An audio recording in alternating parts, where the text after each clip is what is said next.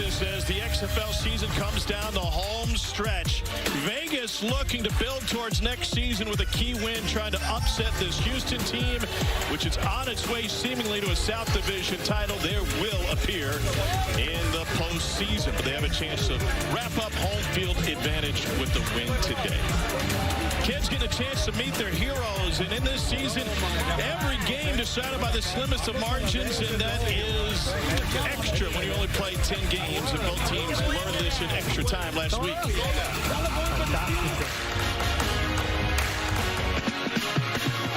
Flag down, Bryant makes the catch. Pass interference, number 4, offense. And Houston wins it in overtime, and Wade Phillips' squad is clinched a playoff berth. First 2 overtime games in XFL history between these teams last week. Vegas came out on the wrong side, Houston the right side, and so the Roughnecks headed the postseason with DC combined 11-0 in their respective division games. Vegas and Orlando will be staying home for the postseason. With that, we welcome you to a hot and steamy Houston, Texas. Tom Hart alongside Greg McElroy. We've got Katie George and Cole Kubelik down on the field.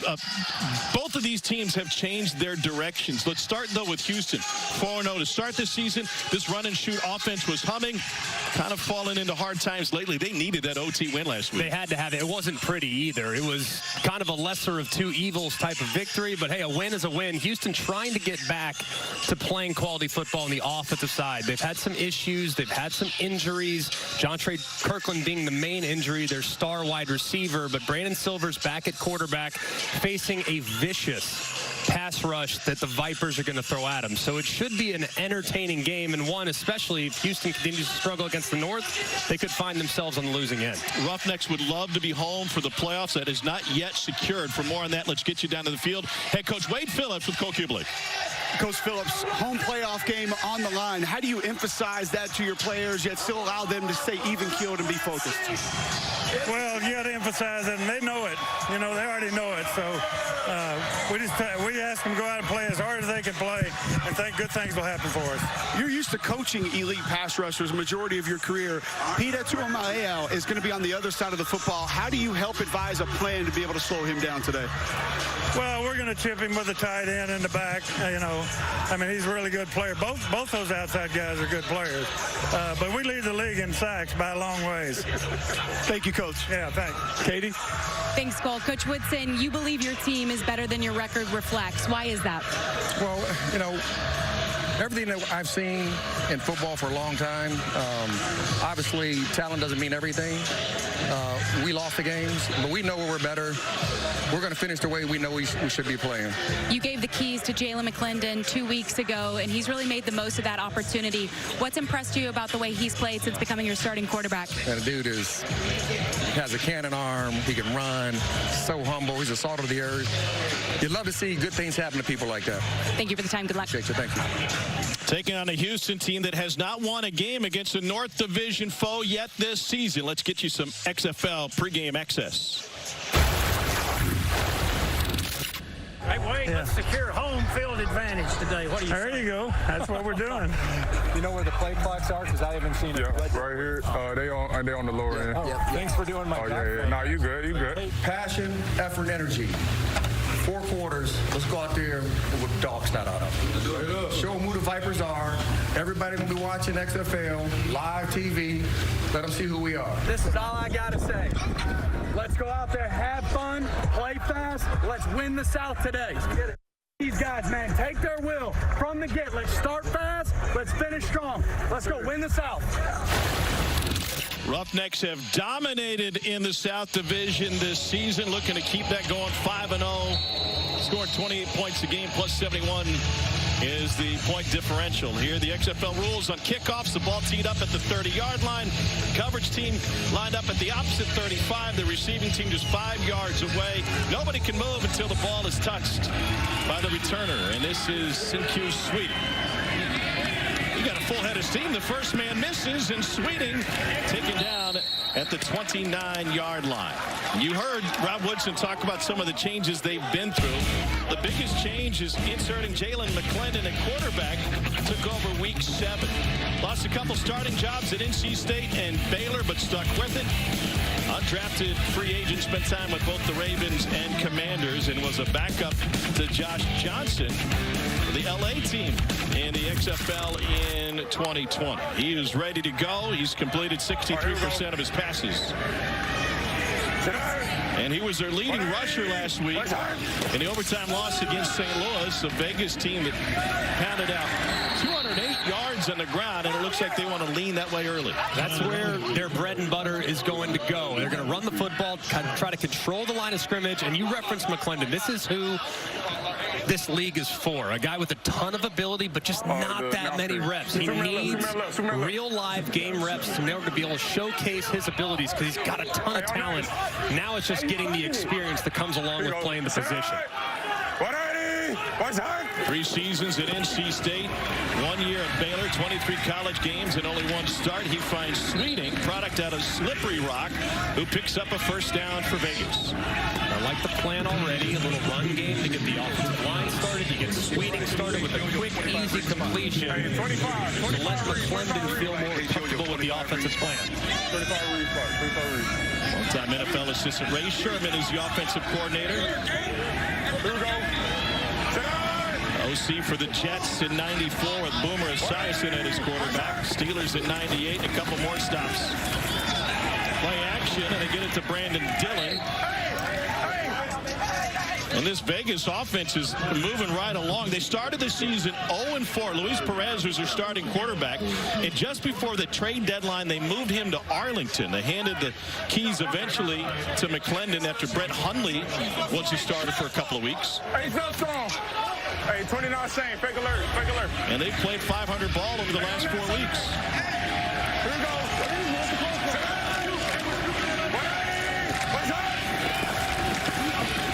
Gets it in the belly of John Lovett out of Penn State. He is tackled behind the line of scrimmage.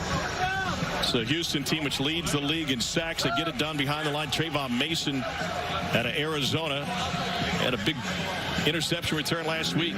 You see already what Vegas's plan is going to be. You referenced the pass rush for Houston. They have terrific edge defenders that you're going to have to continue to keep off balance with misdirection and by reading them on zone reads. Vegas won the time of possession last week against St. Louis, but lost the game, and that one just a hair behind Martavis Bryant. We can get one. We can get one. We can get one. Jalen McClendon pleading to leave the offense on the field with less than a yard to go. Yeah, begging for it. Just a little bit off the mark here on the shallow cross. They have a man concept defensively. You have Martavis Bryant running full speed. You got to get it out in front. And he's off to the races. Just an inaccurate throw that leads to the third down stop. Michael Carrizosa is the punter for Vegas. William Likely back to receive, and he asks for a fair catch. And takes it at the 12. Here is Brandon Silvers, 6'2", 215 pounds, perfect fit for this offense. He set the NCAA freshman completion record while at Troy, led him to a couple of bowl games. He's been all over since the AAF, 4 starts in the previous version of the XFL, the Spring League, and back in the X. Back-to-back bowl wins while at Troy, and this is a air raid run and shoot hybrid. Is that fair? That's exactly what it is. Run and shoot hybrid, quick passing attack, get the running backs involved in the passing game as well, and make quick decisions at the quarterback spot. And he gets rid of it quickly, but that play is blown up. Travell Harris had nowhere to go. Maurice Smith, who's finally healthy, has been playing NFL caliber football the last few weeks for Vegas. And a great job seeing the quick flat. He beats his man to the outside. Not capture that outside shoulder. He makes a tackle for loss. The former Georgia Bulldog played at Alabama as well. He's an excellent player there in the slot as the nickel defender. Leaves second and 13. Silvers has all day and able to find his tight end Garrett Owens, who's a great story. He finished his college career at Duquesne after starting at Division II Mercyhurst. If you talk to offensive coordinator A.J. Smith, said that this has to be Trey left, Bucks As you hear the play call there, a little handoff inside where the Y, Garrett Owens, number 21, at the bottom of the line of scrimmage. He'll get up to the second level. But if you look at what he's going to have to do today, he's going to have to be very involved with those edge rushers. Good block for Max Borghi. He's able to pick up the first down. G-Mac, that trips with the nub tight end, 21 new player you mentioned, Garrett Owens, lined up as the tight end. That's the first time they've run that set all season. AJ was telling me about it before the game, just to do what you mentioned, try to help with protection. And if you look at the pass rushers for Vegas, Vic Beasley's the name that everybody knows, a guy that obviously made a lot of plays in the NFL, but don't sleep on Max Roberts, number 23 at the bottom, and then arguably the best defensive player in the league, Pita Taumoepenu at the top of the screen, number 0. He's phenomenal. 6th-round pick of the 49ers out of Utah, and a drop by Deontay Burnett. He's one of the best receivers in the league. All right, give me this. Let's go. Regular. Ace left, red F swing, H stick. Regular. Ace left, red F swing, H stick. He's got the pick. Here we go. Red F swing on, ready? This is one of their base plays that they run an awful lot. The running back will be on a free release swing out of the backfield, and the H right there in the slot, he'll be trying to create a pick for him. It's the opposite way. Has another complete. Smith.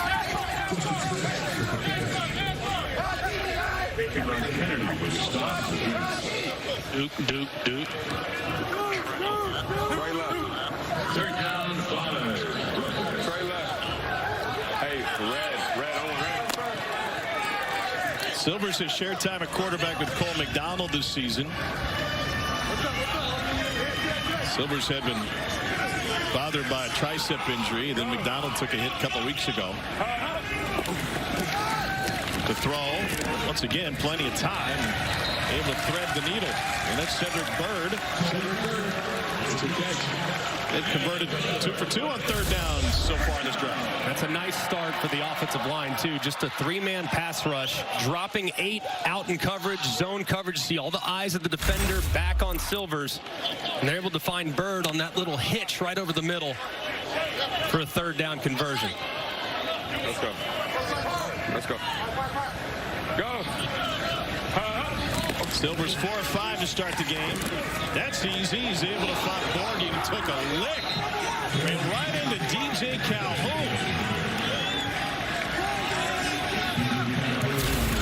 A really nice hit here by Calhoun. A little halfback option.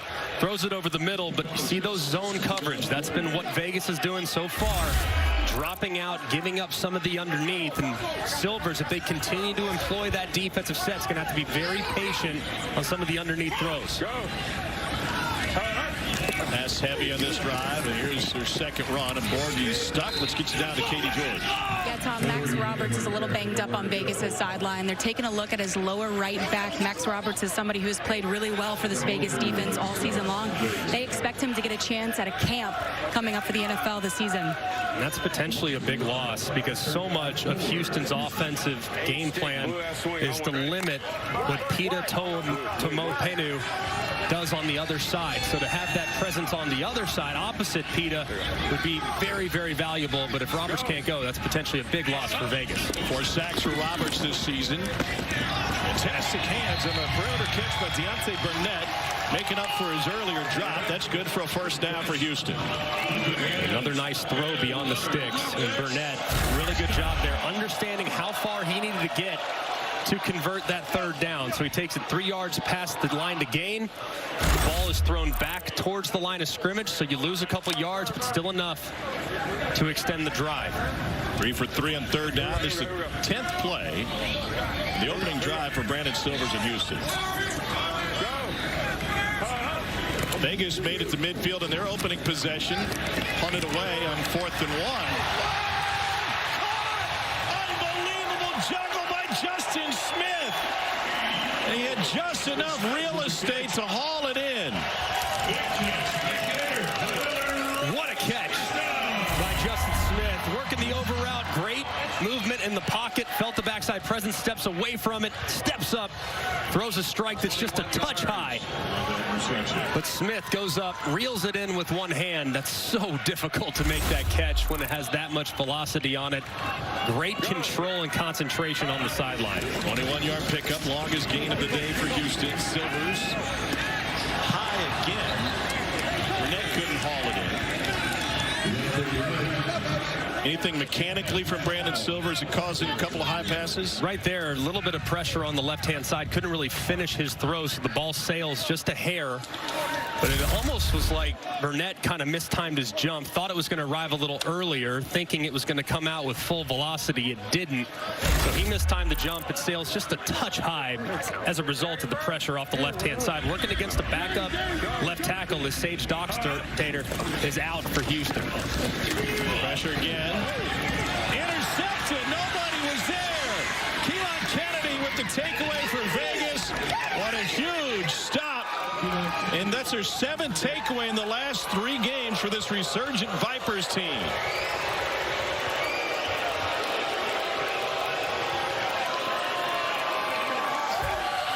First pick of the year for the Jayhawk Community College Defensive Player of the Year in 21. From Garden City to H-Town. And Keelan Kennedy is able to end Houston's long opening drive. Silvers and the Roughnecks not on the same page. The new XFL has arrived. And it is here to stay. 1, 2, 3. We're making it about her and him and them and you. It's a chance for everyone to be a part of something bigger. Something that just might be more than football. Touchdown! Intercepted! Showing the burners! Come experience the XFL. Don't wait. Get your single game tickets now at xfl.com/tickets. Keelan, do you think he realized you were in a white jersey? Most definitely. He didn't even see me back there. What did you see tracking his eyes? I just seen he was looking that way. Our coach put us in the right call. He just threw it right to me. After Smith made such an incredible catch, how big was it to come up with a turnover like that? We just know we need to stay calm, stay composed, trust ourselves. We can do what we need to do. Nice grab. Thank you. Keelan Kennedy, what a fantastic story. Played at Division II Fort Hays State before playing a year JUCO ball.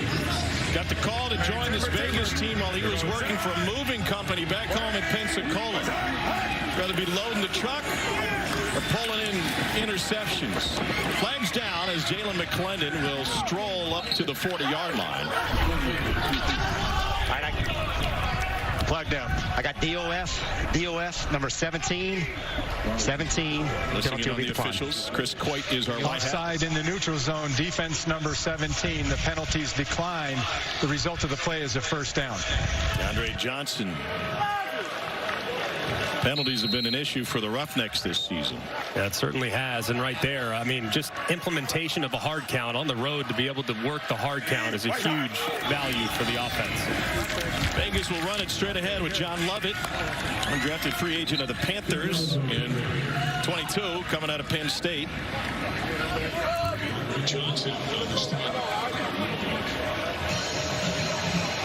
And 2nd and 6 now.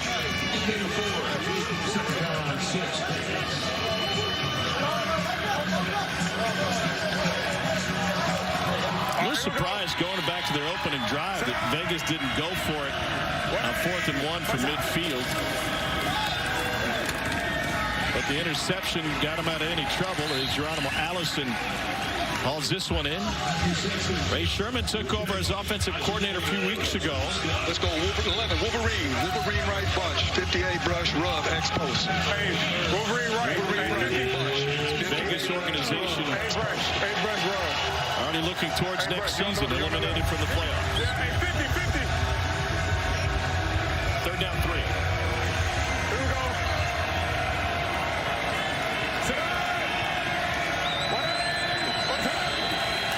Pressure up the middle. McClendon dumps it out with Lovett. Plenty of space. And Lovett bangs his way inside the 30. He's 4th in the league in yards per reception, and you see why. And this is a thing of beauty right here. Great job executing. You see the two receivers to the right, running to the left, man coverage. You get the back, who started on the left side. Jalen McClendon working back to the right, creates a natural rub with the misdirection, and he's wide open in the flat for a big gain. Hey! Here we go.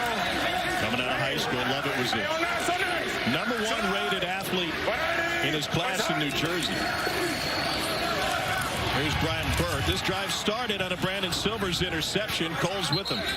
Brandon, obviously not the way you wanted that drive to end. Take us through your eyes, just kind of what you saw in that interception. Yeah, we thought we had a bang it post underneath the corner and a drag, so, thought he was going to go to the next window. He kind of just stopped, but, mistakes happen. You just got to move on and play the next play. Thank you. Yeah, thank you. Hey, 60. You good? You hear the quarterback. Not all interceptions are created equal. Thinking the receiver's going to run, not really on the quarterback, but it goes on his stat line. And 2nd and 2, they'll throw it. Beautiful spin out to the outside. And Matthew Sexton.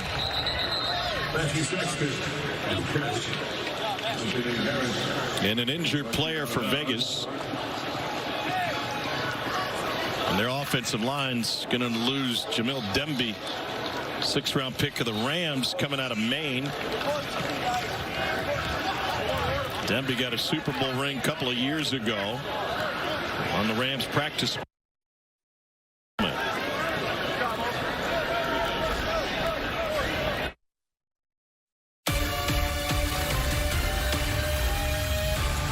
XFL on ABC is brought to you by Progressive, the right call to protect your home and car.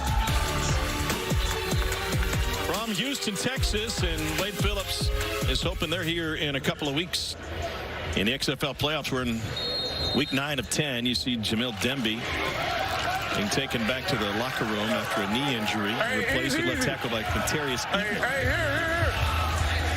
Hey, 51. Yeah, 51, hey. Balanced attack, 3 runs, 3 passes on this 6-play drive so far. Hey, easy. Hey, 12 rabbit. Here we go. Jalen McClendon, the quarterback. QB draw. Man, he's got space and he's got wheels. Rushed for a team-high 62 yards last week. Did McClendon check to that? He did. That was a great check, too. Quarterback draw. They only had 5 defenders inside the tackle. So he's able to get an extra blocker to create some space and short yardage.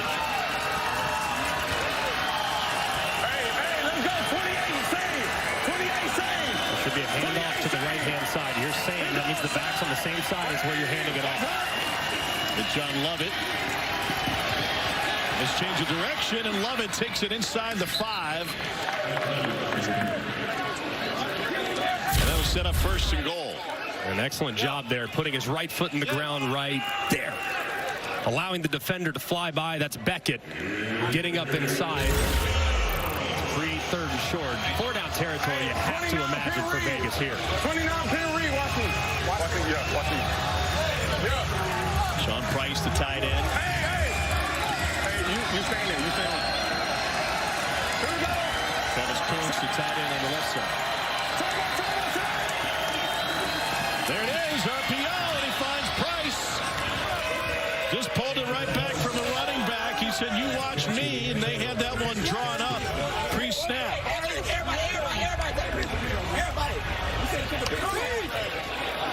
Fourth touchdown for Jalen McClendon. Limited time for the Vipers. And a great job by McClendon. Look how quickly he gets that ball up and out after play action.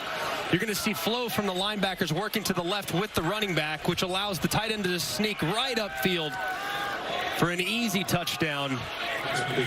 Excellent execution that entire drive from Vegas. No kicking point afters in the XFL. You can choose the value. They're going to try to go for 2. Holland and Jeff Badet is wide receiver. Into the end zone, and it is taken away by Houston.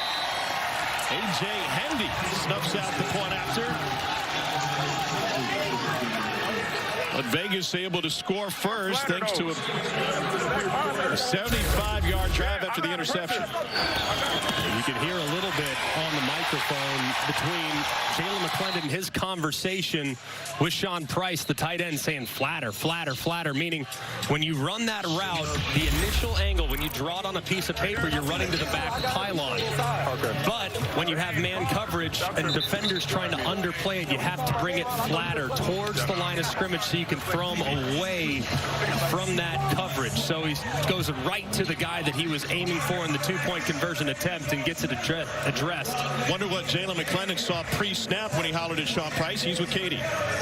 Thanks, Tom. Jalen, let's start with the conversion. You and Jeff were having a conversation coming off. What are you guys talking about? Oh, nah, we just know, from looking on film, we just know the looks they're giving us. I just got to choose my matchups. Price was a good matchup. We just know that, like, the leverage and what they're doing, that we got better matchups in other places. So just talking about that. Still an extremely efficient drive to score. What did you like most about that drive as a team? I think the defense did a great job. So that drive is all dedicated to them, or all things to them. They got us the ball, and we did our job and went down the field. So thank you. Yeah. Max Borgi on return. Good job, Katie, up to the 20-yard line. Obviously, Jalen McClendon is seeing a lot that he likes. The checks that he had at the line of scrimmage on that drive, and then even the last-second shout to Sean Price before the play-action touchdown. And Vegas on paper, I mean, the strength of their offense is at wide receiver. They have terrific weapons with Martavis Bryant, a guy that played a lot of football in the NFL. Jeff Badette, who's back healthy this week after missing last week and part of the week before. And then Geronimo Allison, a guy that obviously logged a bunch of time up at the highest level as well. So they have excellent wide receivers. So he referenced it. If they're going to play a lot of man coverage, I got to find the best matchup. And more often than not, those veteran wide receivers will be able to win. Houston's first drive lasted 12 plays, but ended in an interception as Bryson Aline carries it on first down. Week 9 of the XFL continues tonight. The Guardians take on the Brahmas at 7 o'clock Eastern on ESPN2. Tomorrow at noon, Defenders host the Renegades as DC looks to wrap up home field advantage for the postseason, followed by the Sea Dragons and Battlehawks at 3. You think that San Antonio-Orlando game could be sneaky good tonight? I like that. I know that both teams aren't really playing for a whole lot, but both teams have shown moments all season long, especially Orlando, who at one point was the worst team in the league, but have found something since Quentin Dormady's taken over at quarterback. Vegas came into this one 6.5-point underdogs. They have a 6-0 lead through one quarter. Ron Woodson's team looking to finish the season strong, and they've played well lately. It's Houston and Vegas, and we return for the second quarter from Houston right after this.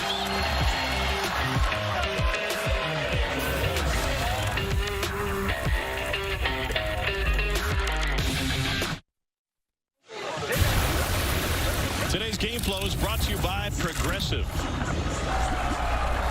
We can get one. We can get one. We can get one. Let's go, nigga. Let's go. Come on. Throw it. 0-0. Oh, he threw it right to him. Get him. There you go. Ah, shout out to Mama. That interception, the pivotal point of the first quarter, it not only ended the Houston drive, but Vegas took advantage. Hear me, coach?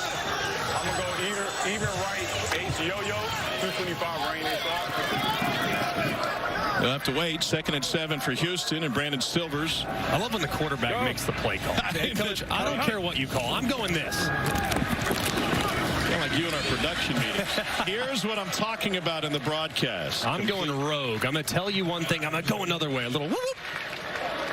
Another catch for Travell Harris. A.J. Smith, the OC. Denver insert. Regular. Strong left tight. H-orbit Denver insert. They're going to run it. Denver insert. That's right. Denver. So that's stretch zone.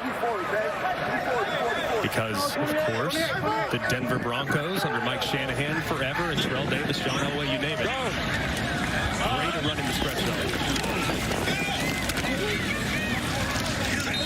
Bryson Ellie, tackled by Jasheem Martin. Duke. Trey right stand. F move right. Juke Trey right stand. Trey right stand. F move right. F move Blue right. Juke Y prop. Blue Juke Y prop on, right? Blue, blue. Blue, blue. Go ahead. Live line's now down to 2.5 after Houston opened as 6.5-point favorites. Silvers delivers that one on time, and another big hit. Ball may have come out. Vegas thinks they took it away. C.J. Avery, who's tied for the league lead in fumble recoveries, ends up with the football.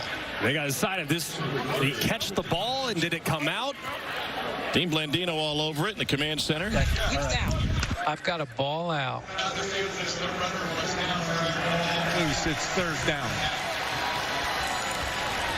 Who recovered the ball? Who recovered the ball? Vegas. Yeah, we've got command center, stop game. Chris, we're going to look at this. The previous play is under review. This is fantastic insight. Terrific transparency. We're going to be looking at two aspects, both a catch fumble, yes, and then also was the runner down or not. Yeah, so they're going to look at both aspects. I think they also had to decide, is it complete or is it incomplete? That's the first thing. I'm looking at my high ends, and I've got control, and he starts to turn. So he has turned, and he's completed the catch, and then I've got it loose before he's down. And they have immediate recovery. Ball right there, and then we've got a recovery by Vegas. So just give me that spot. Hey, Chris, after review, it is a catch and a fumble recovered by Vegas. And we're going to put it on the Houston 41-yard line. Right hash. And that is just terrific. You hear how quickly it happened recovered by the defense for Dean Blandino. Correct. And the boxes that need to be checked to after come to that review. result. The ball was caught and fumbled prior to the runner being down. It was recovered by Las Vegas. It's first down. This is a great lesson for leagues, for conferences, and the college game to see how all this works, because on the field, they're getting ready to call that an incompletion. Right. And they were going to get back to the line and play on until Dean stopped play and said, hold on a second, let's take a moment to look at this. And how quickly. And first thing you have to determine, is it a catch? He said, all right, he clearly has control, makes a football move by turning. Then you have to figure out, all right, is he down? Clearly was not down. And then you have to figure out, is there immediate recovery, which clearly Vegas had. Just the three boxes that lead to an overturn, and how quickly it happens. Just terrific execution from Dean. Chris Dishman's defense now 8 takeaways the last 2+ games. We got a flag down. 11. Fraction 96 with contact. Let's check in with Katie. Your teammates just said we're in Mo City. You grew up just around this area. 70 people in the stands? 70. They everywhere. It's like a whole bunch of spiders and little animals around here. Out here. Showing out for him, obviously, creating that fumble. Got to. My son out here, right there with the red hair. Got to get him. Yeah, that's for you. You create the fumble. C.J. Avery, you're on the case. You get it. How'd that feel? Feel great, man. I'm glad to be out here playing with these guys, enjoying every moment of it, and we're just going to keep going. Chris Dishman told us earlier this week that you are the most improved person on his defense. How does that make you feel? Feels great. It's just a credit to the work that I put in every day, and just like I said, I want to continue to keep it going. Nice work, CJ. Thank you. Well, Vegas jump on that one after it came out of the hands of Jeff Badette, and likely forced it out. A near fumble here. As you could see, Jeff Badette bringing that ball in. Is a great job there by Likely with active hands to get and reach and dislodge that ball, but excellent hustle there. Cam Sutton able to pick it up. As Cam Sutton running as fast as humanly possible to jump on the ball. Badette is coming off of an injury. Didn't play last week. Came out at halftime of week 7. He was the most productive receiver in the first 4 weeks of the XFL season. All 5 of his touchdowns came then. He's put up a donut since. McClendon completes another one. This is Martavis Bryant, former NFL standout out of Clemson. 4th-round pick of the Steelers, and he picks up a first down. So far, Vegas is really working the middle of the field. They had been running a lot of man coverage. Houston had. They opt to go zone there. You see Martavis Bryant, the veteran. When you're on a shallow cross like that, working right to left, you can just sit it down right there, make it easier on the quarterback, and don't run to get covered. That was a great recognition of coverage and a good completion.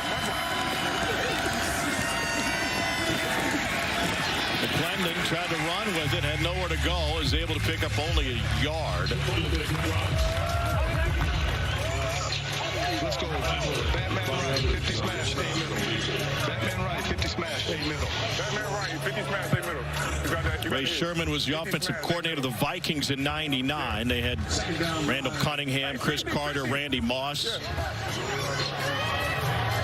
Right here, pretty basic concept. You have corners right here. Might be able to get one-on-one against man coverage. Just going to rotate out of it. Pressure from the edge. McClendon evades it. Throws on the run. Complete. A Vegas first down inside the 10 for Geronimo Allison. Sensational vision by Jalen McClendon. Avoiding Likely on the blitz. And this is what McClendon can do for you. He's big, he's physical, he's athletic. But now the awareness as he's starting to play more football is starting to come to the forefront. 3-4 weeks ago, he's probably holding on to that football and running with it. Instead, he keeps his eyes downfield, delivers a strike, and sets up first and goal inside the 10. Live line has shrunk to Vegas -1.5 now. It is flipped. Timeout taken by the Vipers inside the 10.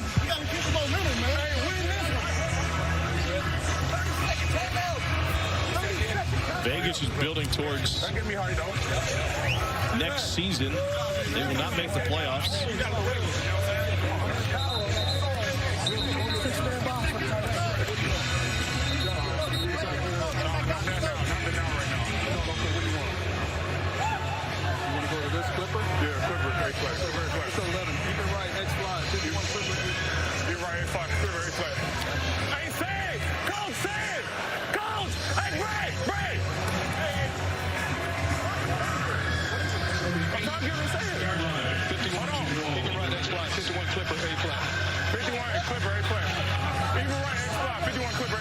Ray Sherman's headset goes to the position players, the skill guys, and the quarterback. So McClellan doesn't need to repeat the play.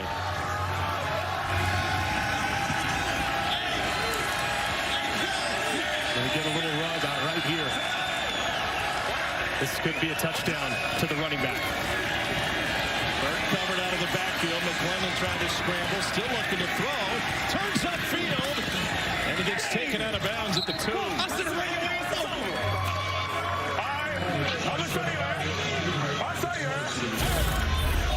Talking with Tavante Beckett. Good recognitions, pretty well covered. I think if he gets to him early, you might have a chance to tight turn and get upfield, but instead, he decides to do it himself and talks a little smack on the backside, saying, I ought to just run you over next time. Ace right, 27 B.E. Reed. Hey, 27 B.E. Reed. Ace right, 27 B.E. Reed. Hey, let's go. Gotta hurry, play clock's at 3. To 1. Just get it off. Nowhere to go for Burke. And Jalen McClellan says, give me the play a little bit quicker, coach. Has to happen faster. The offensive line wasn't set. Unblocked guy right off the edge makes the play in the backfield. Ron Woodson, the head coach. Hey! 3rd and goal.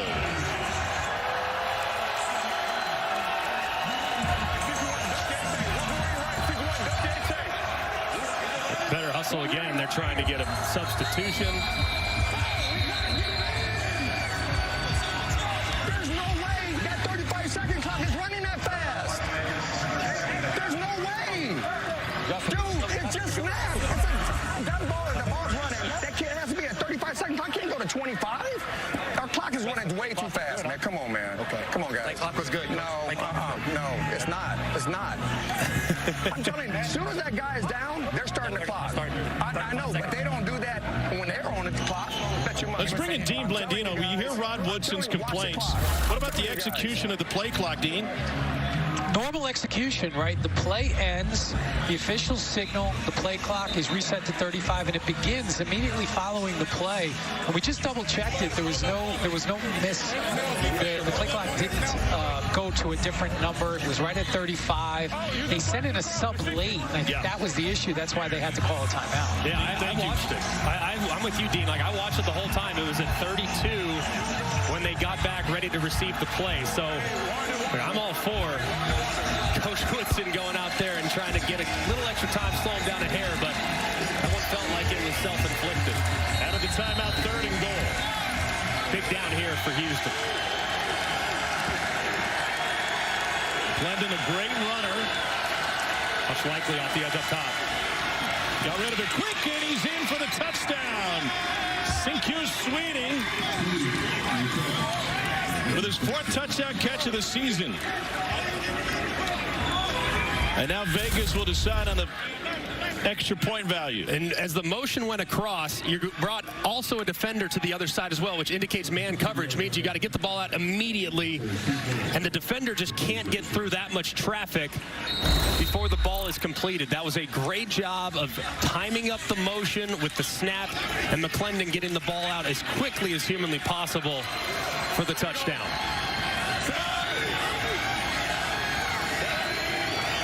Their last 2-pointer was intercepted. They're going back same play, and they get a flag. It is bobbled and out of bounds, incomplete. This time going to Sutton. He heard what Jalen told Katie. In the neutral zone, 17. We got 17. Yep. Advantages in the neutral zone at the plays. snap. Defense number 17, half the distance to the goal. The try will be replayed from the 2.5-yard line. They'll move it closer. Still 2-point value. Vegas came in 6.5-point underdogs. They're now favored in this game. Z-Shuffle, KL 25 Thunder. KL 25 Thunder.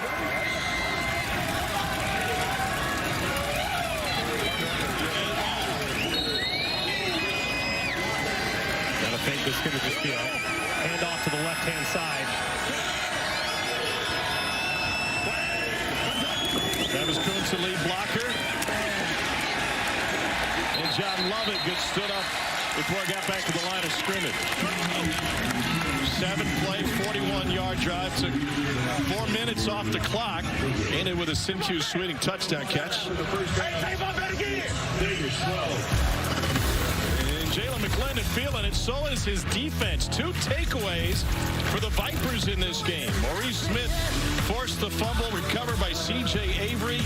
And then Jalen McClendon cashing in on the takeaway. We return after this message and a word from our ABC stations.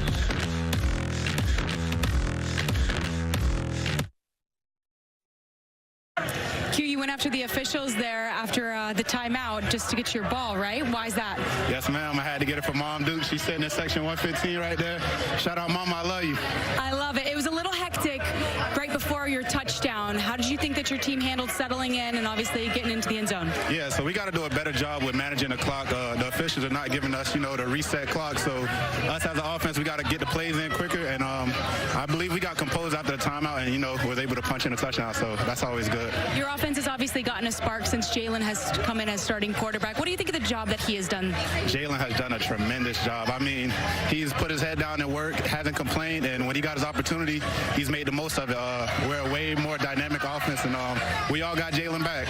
Thanks, Q. No problem. Thank you. You could say Sinkyu Sweeting has made the most out of his opportunity as well. Was playing at Seton Hill and then Slippery Rock, and now playing pro football. Wade Phillips been around receiving the game a teams while. He's with 35, Coach first Kubrick down. a moment ago. Coach Phillips, you moving the football, defense has been put in some bad spots. How do you address ball security and some of the penalties, some of them self-inflicted wounds here early with your team? Well, it's unusual for us, but we got to keep the football. We got to hold on to the football. We've been good at that all year, but just reminds everybody that, hey, we got to hold this football because we can move the ball on them. Thank you, Coach. Thanks. They have moved the ball, but we got to be able to play closer so that we can contest the catch. That's what huge turnover. Go. Brandon Silvers threw an interception. They also have a fumble, and that one is off the mark. Mentioned this earlier, but Houston came in as 6.5-point favorites in this game. That has certainly changed. The thing has flipped in a hurry, and based on how things have gone, granted, Vegas has not played well in the second half of football games. They give up 116 points in the second half this year. That leads the XFL. They've been a good starting team, but still, man, with what Houston's done up to this point, it'd be hard to take the points in that live line. You get Houston plus 150 to win the thing right now. Over the middle and incomplete. Travell Harris was there. And now Houston left with a 3rd and 10.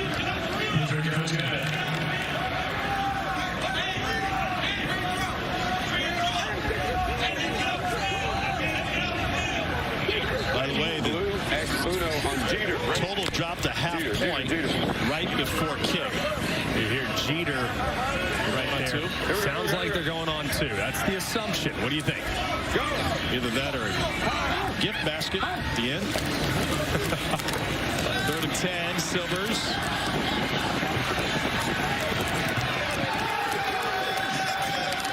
Not the best series for Houston.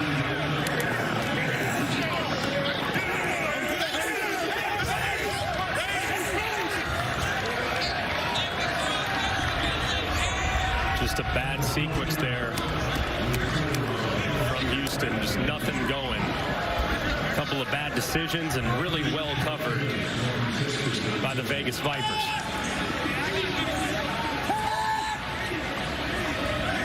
Houston is on the verge of hosting the South Division Championship, but the magic number 1 has got to make something happen. Team that has struggled in the second half of the season. You see that opportunity to be home for the postseason slipping away. 49-yard punt. It's past the midway point of the second quarter. And Vegas getting the ball back here in Houston.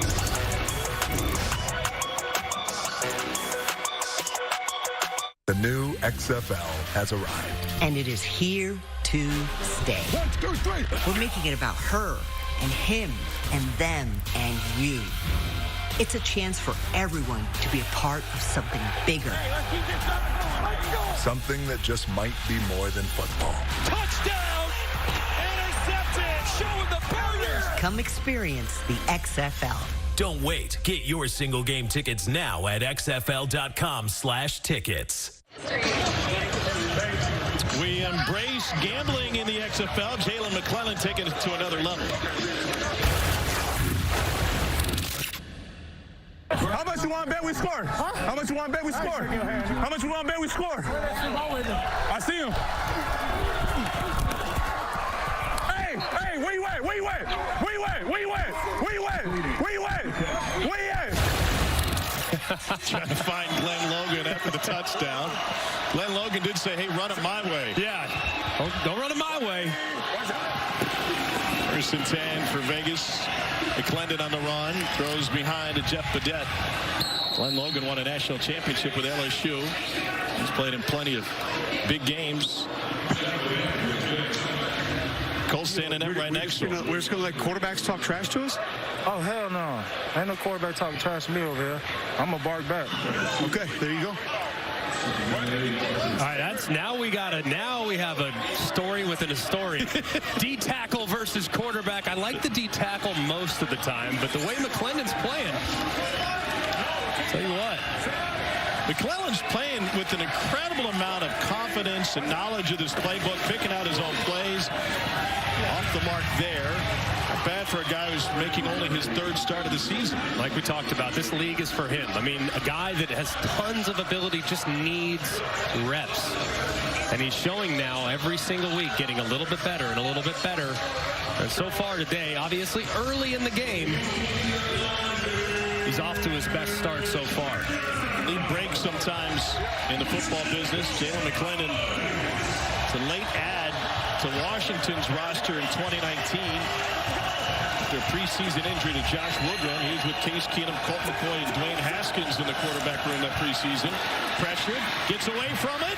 Plenty of green in front of him, and McClendon slides down after picking up a 1st down. Another another situation where they were low on the play clock. The offensive line doesn't get the pressure sorted. They have a guy unblocked in Ellerby right up the middle. But McClendon's athleticism is able to get around him and turn a negative play into a positive. Why have they been so late in the play clock? They're just not getting out of the huddle fast enough. This time they did. Plenty of time here. John Lovett with the carry. Let's see when Sherman delivers the play. Let's go. Superman right, 28 same.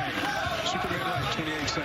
All right, so he has the play at 24 seconds. Shouldn't be any issues, but they're also late with a lot of their substitutions. As you can see, Geronimo Allison now running in late. Next thing you know, you're preparing to snap the ball. 10 seconds left. Glendon hands it off. He's not 100% after that last run 3 plays ago. This is the hit he took, kind of going down for a slide and caught it between sliding late and taking a hit.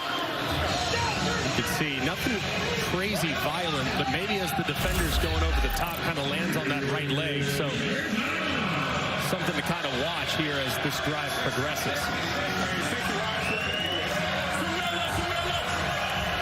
Play clock is already at 10, 3rd and 3.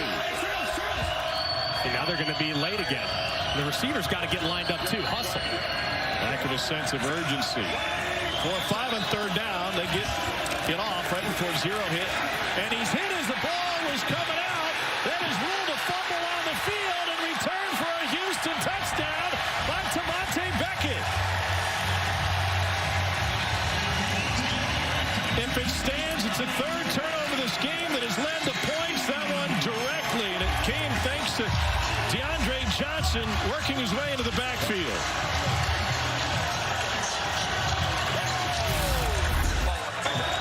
And DeAndre Johnson working against the backup left tackle, Quintarius Eatman, after Denby went down a little earlier in the ball game. He runs the loop. Got to see is the hand moving forward as the ball is released. It doesn't look like it is. Usually you can tell if the ball jumps forward a little bit, but it does look like it's dislodged before the attempt of the throw begins. Just a great defensive play for Houston, who had to have it. Their offense had been struggling up to this point. Houston will go for 1. Cole McDonald is in at quarterback for the Roughnecks. Max Borghi runs it, and he gets stopped. That live line over at Caesars is just bouncing up and down right now. How about Wade Phillips' reaction to Tamonte Beckett's scoop and score? Touchdown! Touchdown! Touchdown! Yes!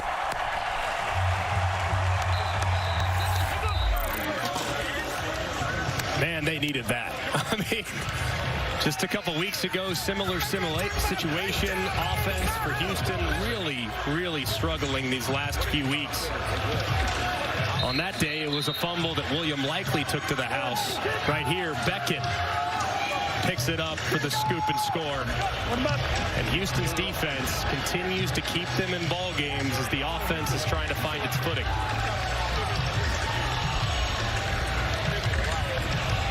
.345 to go before half. Austin Jones will handle the kickoff duties for Houston. Every point in this game has come off of turnovers.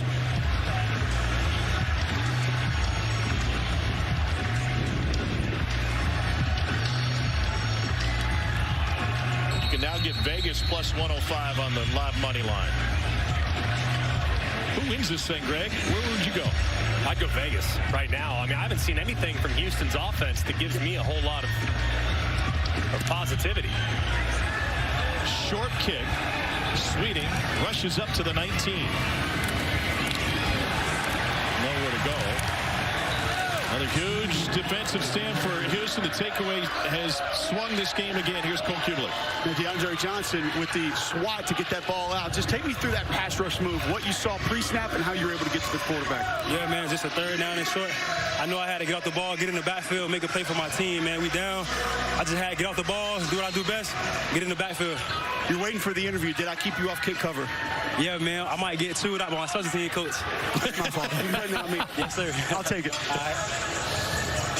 Say next time he makes the play and it turns into a touchdown, you'll go get him again, give him another rest so he doesn't have to cover a kickoff. That seems equitable. I'll talk to Coach Eager. We'll work it out down here. There you go. That seems like a fair ask. You make a play, take a play off.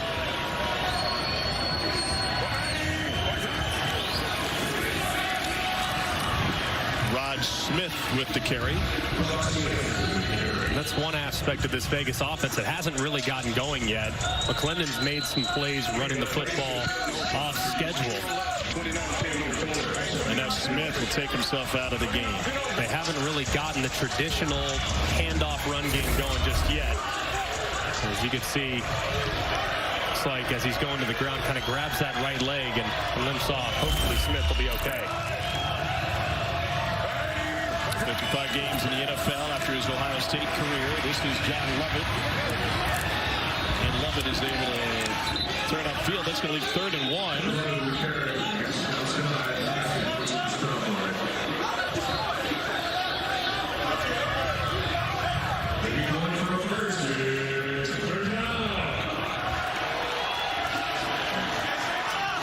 Vegas is 4 of 6 on 3rd downs today.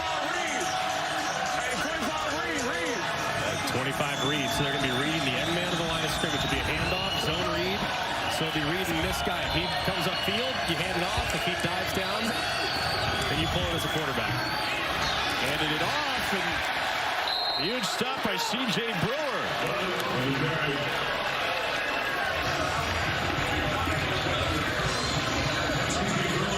Houston defense continues to play so well along the line of scrimmage. You can see the end man on the line of scrimmage, the read key, Ellerby. He stays wide, accounts for the quarterback, and allows his teammates play side to make a play on the ball carrier. Well executed, well defended there on the zone read. 2-minute warning. Vegas came in as 6.5-point underdogs. They lead by 6 as we approach halftime here in Houston. A team eliminated from the playoffs. A team trying to wrap up home field advantage. And so far, the Vikings have outplayed the Roughnecks. Back to Houston in a moment.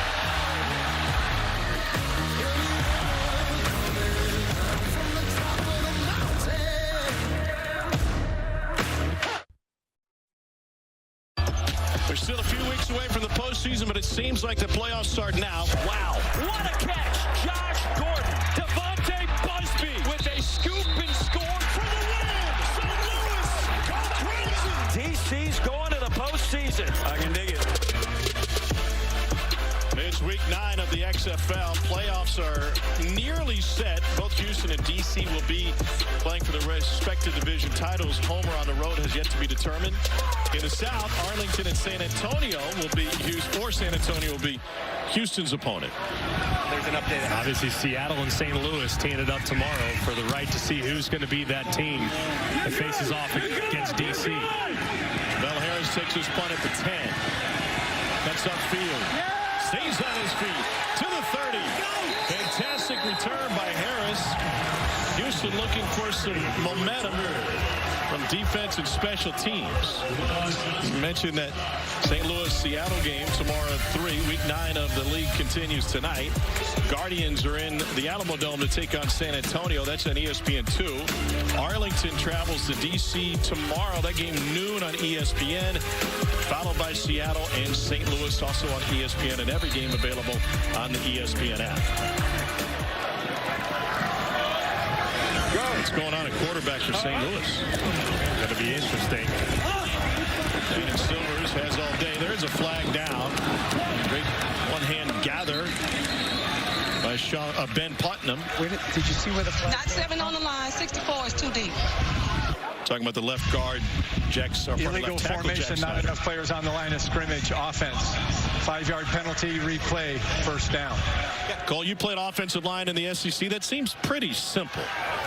A lot of times it is, but when you're trying to switch it up and you've got elite pass rushers like you do in this game, you're just trying to alter things, change things a little bit. It can get confusing. So it's one of the things we've seen is inconsistency along the offensive lines in this league. It's gotten a little bit better, but still shows up time to time. Got to be versatile. Snyder came in as a left guard. Sage Doxtator is out, so he's bumped out to tackle. Go.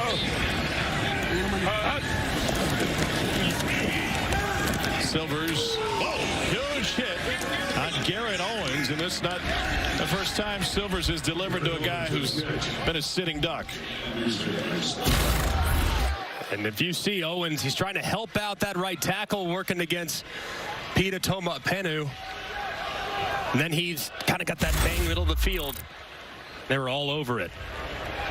Silvers letting it go down the sideline, and it's knocked away at the last second, taken out of Burnett's hands by Jamar Summers. Fantastic recovery by Summers. Man, it looked like it was going to be an unbelievable catch for Burnett. He had it for a moment, but Summers stayed with it all the way through and dislodges it as they're going to the ground. An interesting situation here. Vegas with only one timeout. Of course, they get the ball back. They could run their own 2-minute operation, but it'll be interesting to see if low check swing, wide shallow. It sounds like they're going to go with something pretty high percentage here to try to keep that clock rolling. 3-man rush and a hair behind Garrett Owens. That near catch by Burnett a moment ago would have been his first of the game. He already has a drop, and he came in as one of the league's best receivers. 4th in the league in targets. Meanwhile, it's a second straight 3-and-out for Houston. The offense continues to struggle. This time, ball thrown a little behind Owens. Can't reel it in. So far, whether it's the protection or the inability to reel in some difficult catches, just not a lot going so far for the Roughnecks.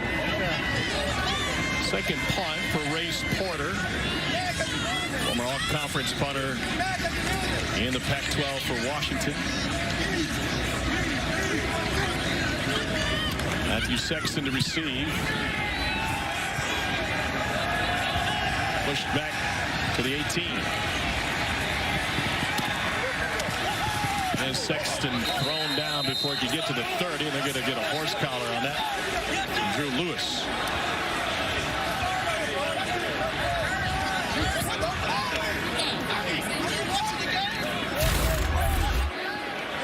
See right here, does look. So you get that hand up around the collar. Looks like it was close. Receiving team, a hold and a horse collar tackle. No, offense, kicking team, right? We have a hold on the receiving team and the horse collar. Horse collar was on the kicking team. Sorry. Yes. So you got a hold on the receiving team during the kick. Yep. And we've got a double after. So we're gonna go from where the change foul would be enforced from. So we're gonna go end of the kick. What's the number on the horse? 27 on the horse collar. At the end of the play. So Dean, where are we gonna put it? 19. Double 19. after, doesn't that go to the end of the kick? Goes 19, yeah, end of the kick. End of the kick. Okay. There are fouls by both teams.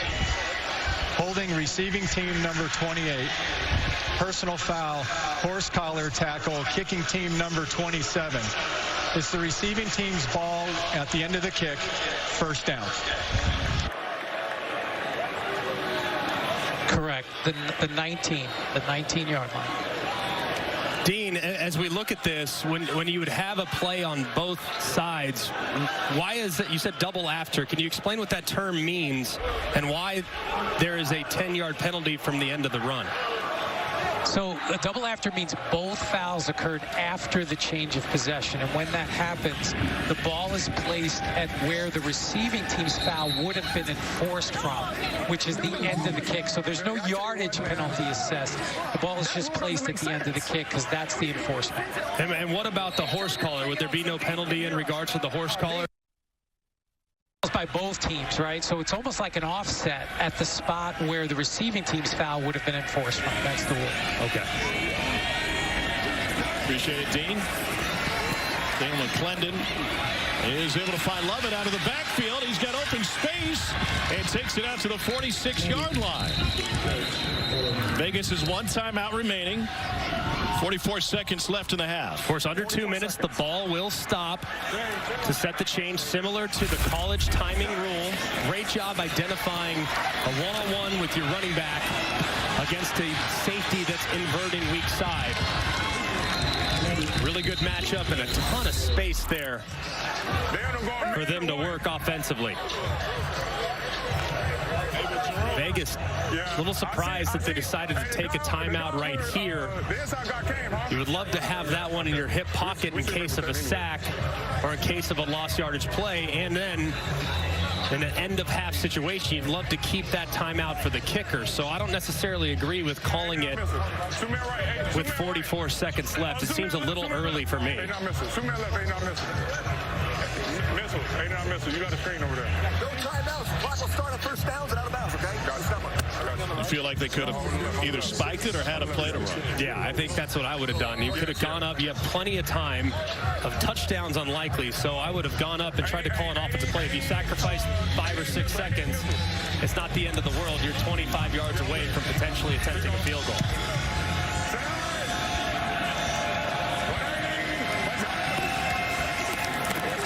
Send up the screen. Geronimo Allison takes it past midfield, and there's a flag down. Jalen McClendon just took a huge hit there at the end of the play. Hold the box. Go back box.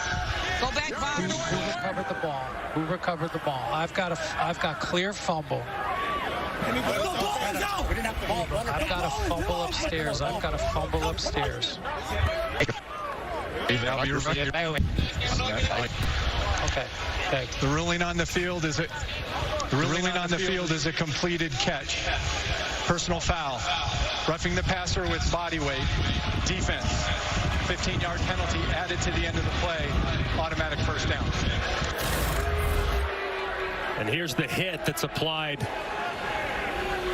to Jalen McClendon there as you see the defender, number 57, Charles Wiley, takes all of his body weight and lands on the quarterback. You have to at least make an attempt to roll as you're going to the ground. He did not, and the official dropped the flag. And now the big key for Jalen McClendon and the Vipers offense. They cannot take a sack. Please reset the game clock to 36 seconds. 36, please. It'll start on the field. snap. You're anticipating pressure defensively for them to try to knock you out of field goal range.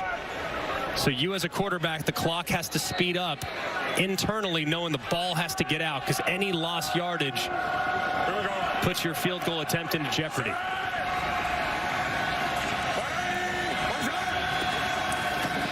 McClendon pressured, got out of it, and now he's got room to rumble. And McClendon slides down inside the 20, 29 seconds left. You got tons of time. Don't clock it. Get the offense lined up and call a play. You got a defensive player that's hurt as well. Yeah, that's going to buy him some time. It should be noted, field goal kicking has been an adventure for Vegas this season. They're on their second kicker. They're last in the league, just 7 for 15 on field goals. Another great job by McClendon, feeling that edge pressure, stepping up, and somehow finding a way to get through it. It looked like he was going to be dropped by Chauncey Rivers, who was coming off the right-hand side. He somehow finds a way to get out of it, and again, makes a great play for Vegas offensively.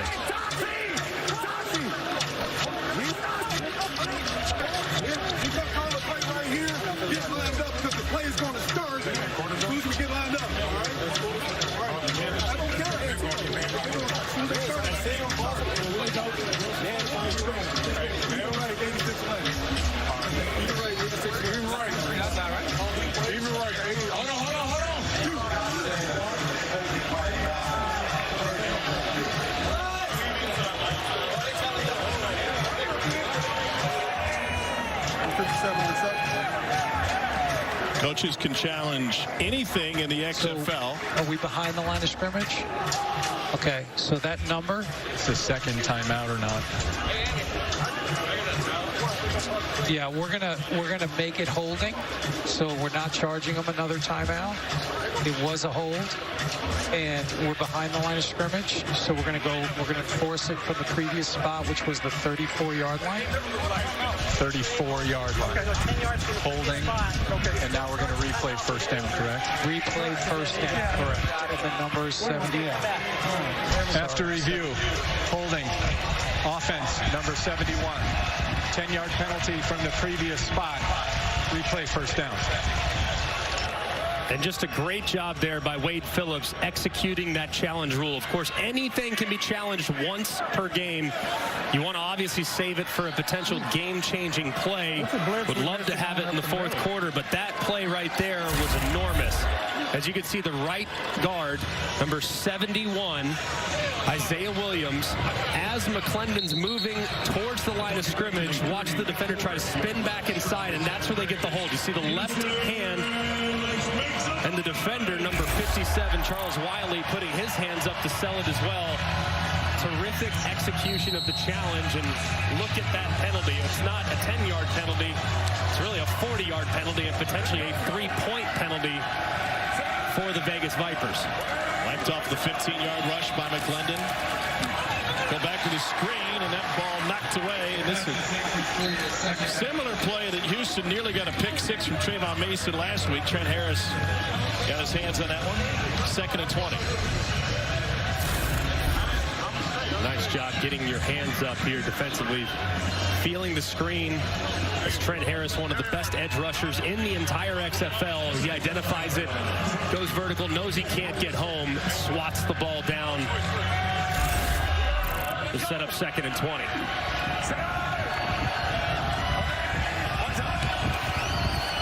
Pressure from the safety, gets rid of it to his running back, and Lovett gets taken down by a shoelace. A.J. Handy brings him down. Clock rolling. Right here, you would probably spike it. You have to spike it. There you go.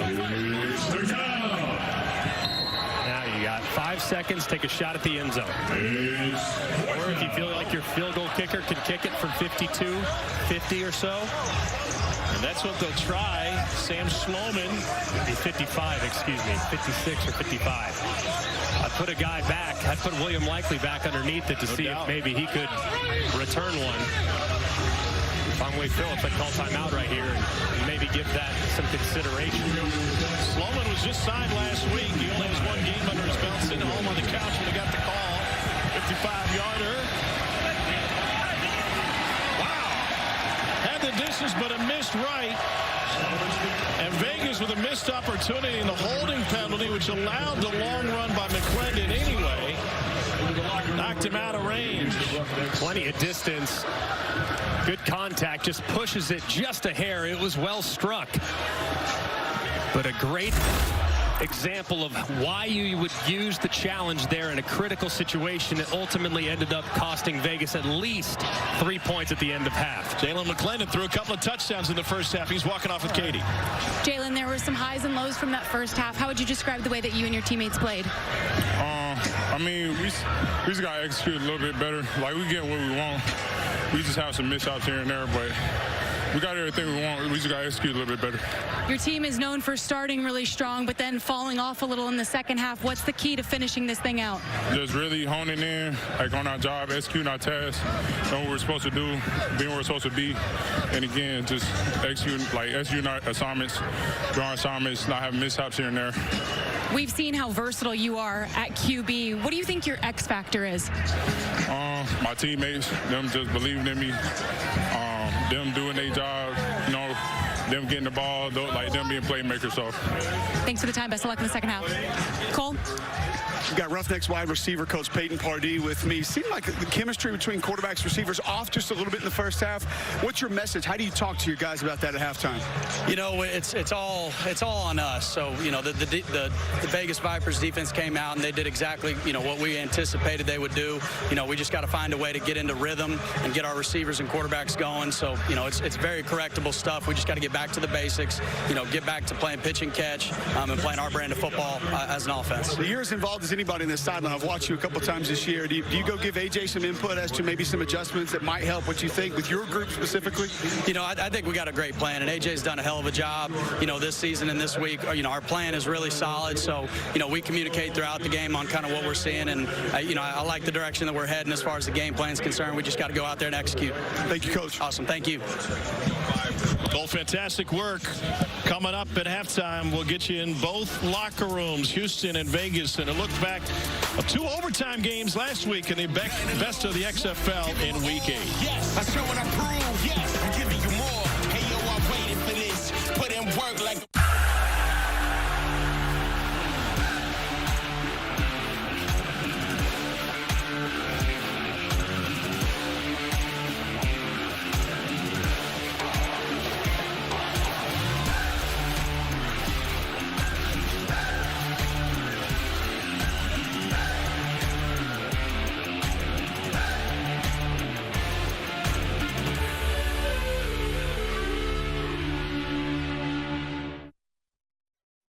Good, there we go. 47, that's that Cole McDonald. Yeah. University of Hawaii. That's a lot of poise. He got drafted in the NFL. Did he? With Arizona. Right. Okay. My name is Cole McDonald. I'm from Southern California. Went to University of Hawaii. I play quarterback.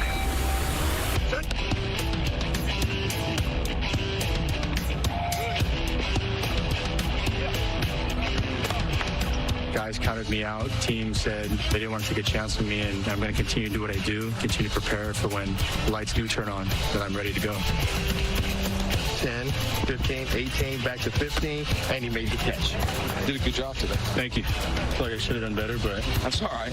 Congratulations. I just want to say thank you to you guys for this opportunity, this amazing camp, for giving guys like me a chance. You know, it means the world to me.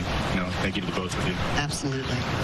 All this is happened for a reason, and now it's just time to go, man. Thank you. Ball out. Thank you. I will. I need this to work. Not for me. I'm going to be okay if the XFL doesn't work. But there's a real rage for me to make this work for players.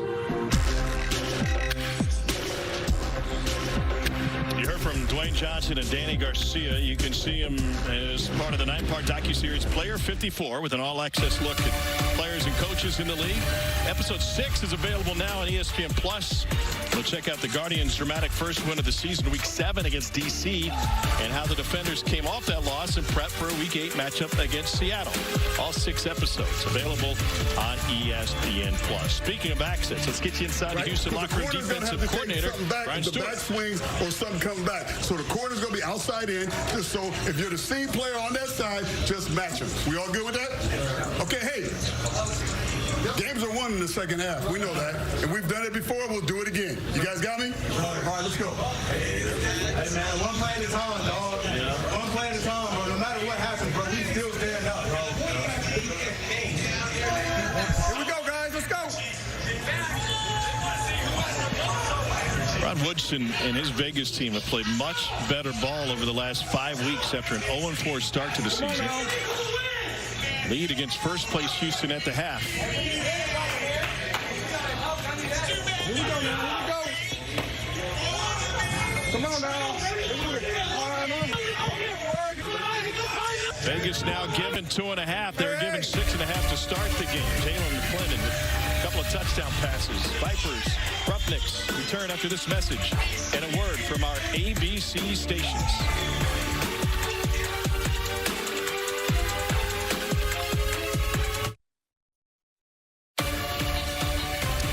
Houston, Texas, the Roughnecks trying to lock it in and lock in home field advantage for the postseason, but they trail by 6. It's Week 9 of the XFL. Let's get a look back at Week 8. What a game! game in the XFL. Dominate on 3, 1, 2, 3. Helicopter. That's going to leave a mark. Scanning, throwing it deep. He's got a man. Triple coverage, back of the end. Oh! View up the Sports Center top 10. Unbelievable play. Oh, it's a fake, and it's going to work. Well, the XFL all about access. We take you all access right now. We score every time we touch this field. That's what I'm talking about. Leave me on top. Oh, yeah. Oh, baby. Let's get it. How do you grade Mike's dance moves? He a dancer, man. I get 10 out of 10. They fans go crazy. It's about to be loud, bro. Some of the best sports fans in America. For the first time this season, we are going to overtime. Both teams will have alternating tries from the 5-yard line. For the win! St. Louis, go crazy! Second overtime in as many days in the XFL. And Houston has clinched a playoff berth. Now you're in the playoffs. Pass is caught. That'll keep the chains moving. TC's going to the postseason. You say we're in, right? You're in. I can dig it.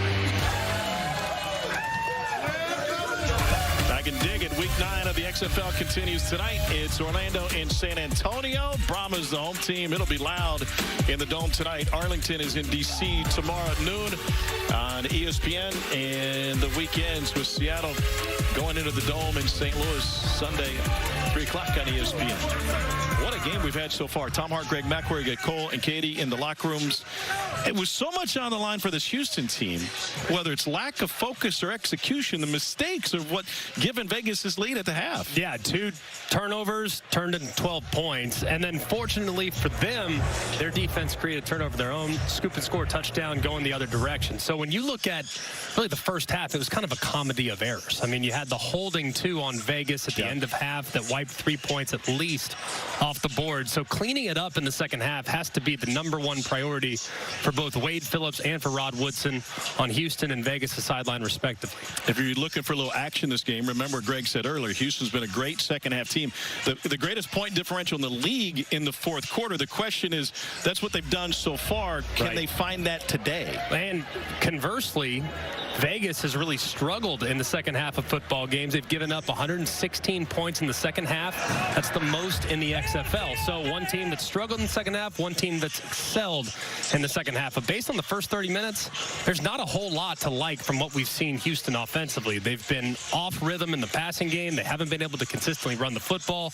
Receivers and quarterback haven't been on the same page. So it's going to take a complete 180 to flip the performance because it's been dismal to this point. Jalen McClendon's performance has been really good. Took advantage of the 2 first-half turnovers and threw a couple of touchdown passes. Remember, this is just his 3rd week as a starter for the Vipers. He's played great, made really good decisions, has gotten the ball out quickly. Remember, you're going against one of the best pass rushes in the XFL in Houston. But when that pass rush gets too aggressive, he's been willing to take it down and run it himself. So he's done a really good job of distributing the football and has made great decisions in the first 30 minutes. So he's going to have to continue to play at a high level and create with his legs if their offense is going to continue to roll. Houston came in as favorites in this one. Now the Roughnecks are getting 2 points according to the live line. Sounds like there's a little steam on the Roughnecks getting 2 because it was 2.5 just a little while ago. So clearly the Sharks hammering the Roughnecks here in the second half. Week 9 of the XFL season. Houston is in the postseason. Their magic number to host is sitting at 1. Either 1 win from them or a loss by Arlington.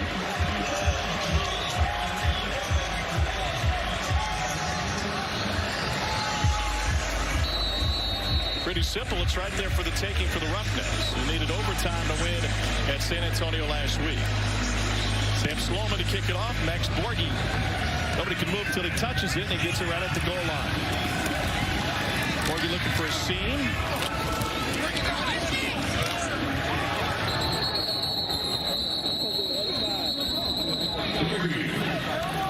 Let's take a look at today's progressive first half stats. Vipers outgaining the Roughnecks, and Once again, just like last week against St. Louis, owning time of possession if you're into that kind of thing. And a big issue, too, is the rush yards. I mean, Houston has to create a little bit of balance. So far, Brandon Silvers in the passing attack just hasn't really clicked.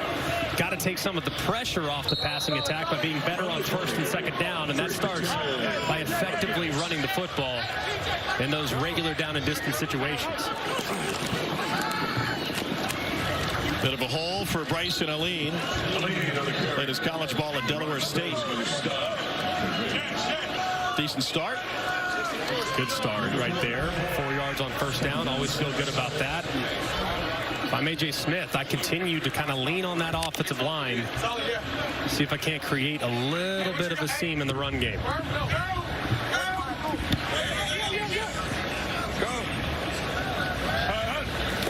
Pressure from the edge. Picked up. Silvers took a shot to the face. That'll bring a 15-yard flag. There's Maurice Smith coming in on the personal blitz. Foul. Face mask. Defense number 26. 15-yard penalty from the previous spot, automatic first down. It was pretty clear as Maurice Smith was engaged, reached out, grabbed that face mask, and the official called it immediately. Silvers actually tried to adjust his helmet as he was looking for running room. Just a mistake there from Vegas's defense. Orbit. Well, I went right.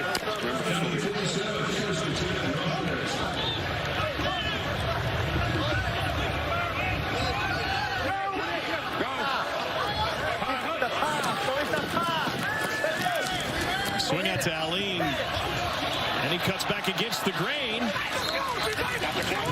DJ Calhoun finally laid the wood on him. But Allen is able to rip off 6 on first down. Right, tight, H-block, Denver punch. Strong right, tight, Denver punch. I like the running game, huh? Yeah, right here, Denver, Tampa, Detroit.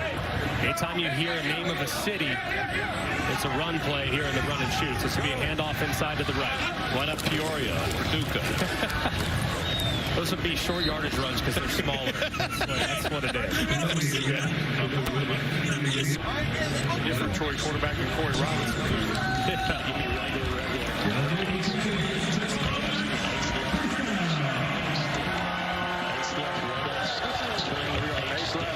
Red F swing, 8 stick on one.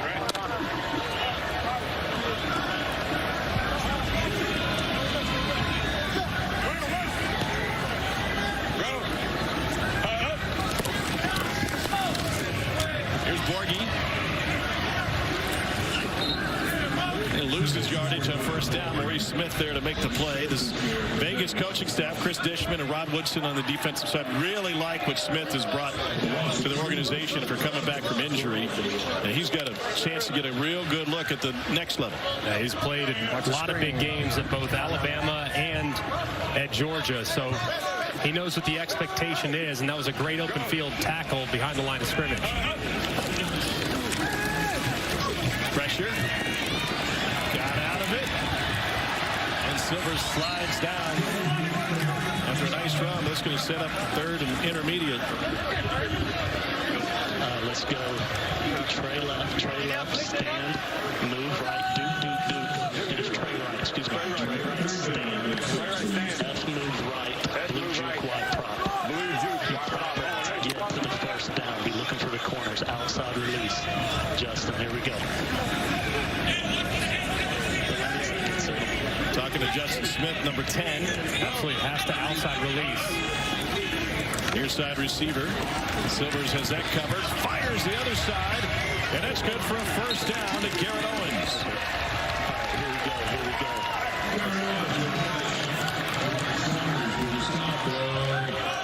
Great job there by Silvers. Scanning the field. Didn't like anything left initially. Had the juke route. Was well covered. Gets back to his right on the outlet. And it's just enough to convert on the third down.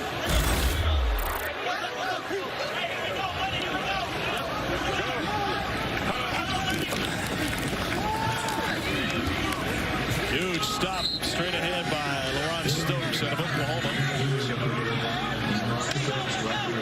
go. Ace right, wild, tight, gray, wide, slow. Ace right, wild, tight, gray, wide, slow.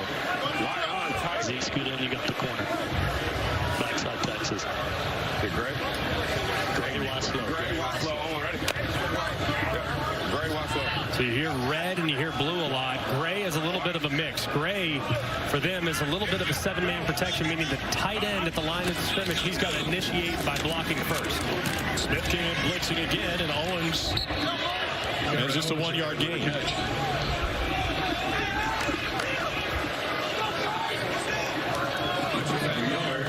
Wade Phillips' team looking at a 3rd and 9. Are expecting pressure if you're the quarterback here, as the defense wants to knock you out of field goal range. So got to get the ball out quickly if you're Brand Silvers. And you hear knife. That means you're going to get a dagger route to the outside. So you're going to try to cut the defense vertically, and then you're going to wrap it right around right there. That's why it's knife, dagger, anything that cuts. That's what you got. Brian Adams down the sideline and intercepted. Throw behind him, and Keelan Kennedy's got his 2nd takeaway of this game.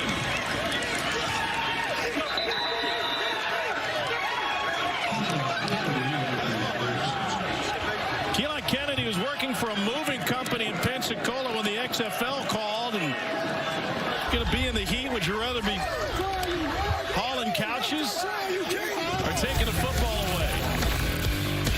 We all know the answer to this one. What did Silvers see? He saw Kennedy, number 6 in white, for the 2nd time this game. Back to Houston in a moment.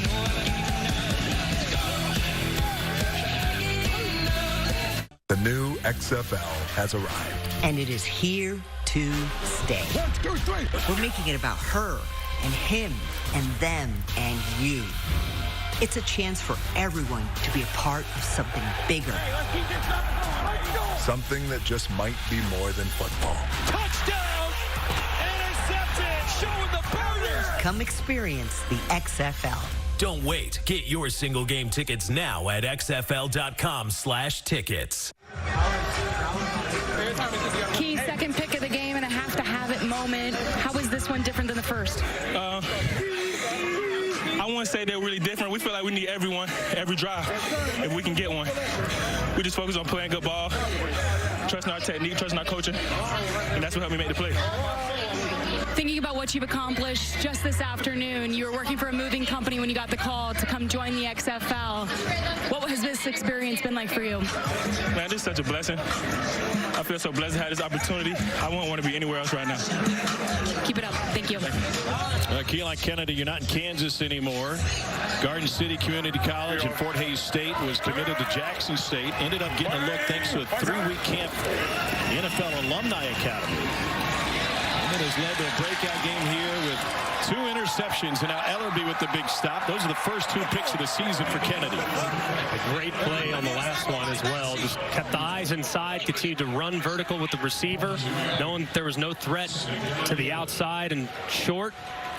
And he makes a good play on the football, but it's really up to Houston's defense. They're really the only thing that's keeping them in this game, because the offense has been stagnant for most of the afternoon.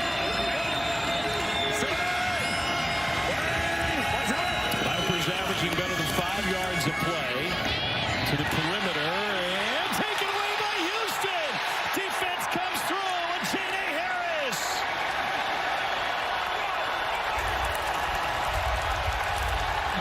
Steakheads love it.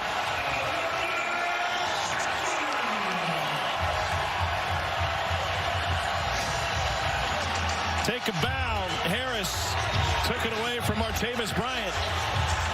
The kids losing their shirt in the stands. It's a party in H-Town. How about it right here? I mean, just a great play by J.D. Harris, just continuing to fight. You see him engaged with Bryant, and he strips it with his right hand, tucks it, and finds pay dirt as the offensive coordinator. A.J. Smith, he's going to have to buy Brian Stewart dinner after the performance that this defense has given him up to this point. Both Houston scores have come on takeaways. And now the Roughnecks looking for their first lead of the game. And they got it! The conversion goes to Tavon Salter. And the Roughnecks have a 1-point lead.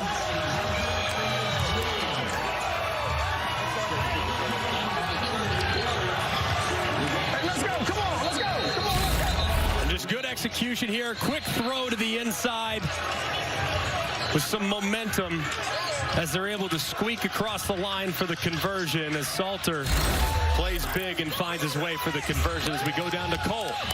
Jay, take us through that last play. When did you know you were going to be able to get that football out? Man, I had him stood up, and I seen the shot at the ball, so, man, I took advantage. Scoop and score out of the end zone. How did that feel? And did you feel like the defense had to make a play based on the offense struggling a little bit? Man, we just going out there doing our jobs, man. We out here supporting the offense. Whatever happens out there, we just going to let it happen. We control and try to make plays. Thank you. Appreciate it. Before starring at USC, Ajane Harris was the LA City Division I Player of the Year for Crenshaw High School in 2013. He was a takeaway machine with the Trojans after starting his career there as a wide receiver. And that was a great play right there. As you could hear him, he had him stood up. The ball was kind of out wide to the left by Bryant. He steals it from him and does a front flip into the end zone. Here's Sweeting.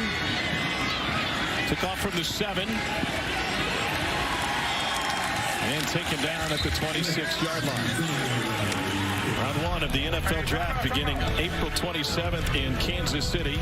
8 o'clock Eastern on ESPN and ABC. All 3 days will air on both ABC and ESPN.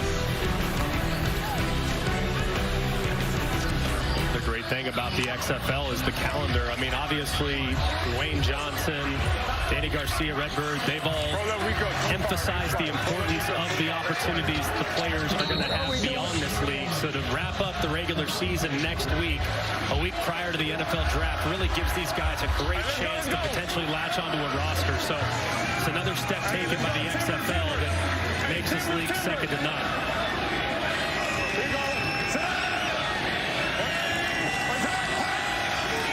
McClendon having a big day. Vegas trailing for the first time. Brian Burt picks up 1. Chauncey Rivers, who starred on Last Chance U, and on the tackle, he had been injured earlier this game, but back. 61 ace mask. Live line to Caesars. Vegas now getting 3.5 points. Yeah. Hey, battle hose, battle hose, battle hose.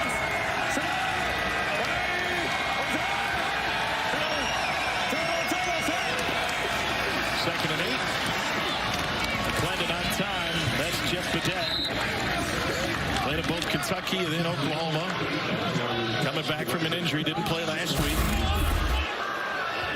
Nice timing on this throw. Good patience by Badette. Kind of slows a little hesitation out route, knowing there's a defender out in the flat that you have to avoid. Doesn't run in to the contact. As you can see, came out of the gates on fire. And has slipped just a little bit in production the last few weeks, trying to get back involved here in the passing game. 6th in the league in yards. Tied for second in receiving touchdowns, despite missing the last week and a half. Linebacker coming. And they get to him. McClendon taken down. Houston came in with 29 sacks in the season to lead the league. And Emmanuel Ellerby, who played right up the street at Rice, is in on the sack for the Roughnecks. And you're going to see on the right-hand side that weak side linebacker, number 52, Ellerby, when he blitzes in the back, picks him up. That frees up Beckett, who can come right around the edge to time it up. That's who arrives initially. Then Ellerby recovers to bring down McClendon. That was a good job of overloading the protection and dropping the dynamic quarterback as he was trying to find some space. 2nd and 13. Pressure again, and they live it in the backfield now.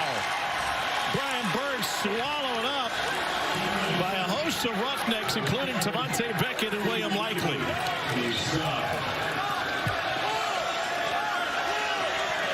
And now 3rd and Sugarland for Vegas. Got to be thinking some type of screen or something here. Maybe a quarterback draw if you get a friendly look. Friendly look meaning there's not many defenders in the box defensively. So inside the tackles you count. There's not many guys there. I might go with the quarterback draw right here. Lennon to the screen. Badette dropped it. And momentum residing on the Houston sideline now. It's amazing when we talked at halftime the importance of just cleaning things up. You can see the pressure being applied. They have a screen called underneath. They have some blockers, but nothing there as Badette drops it after a pretty accurate throw. One that should have been caught by Badette.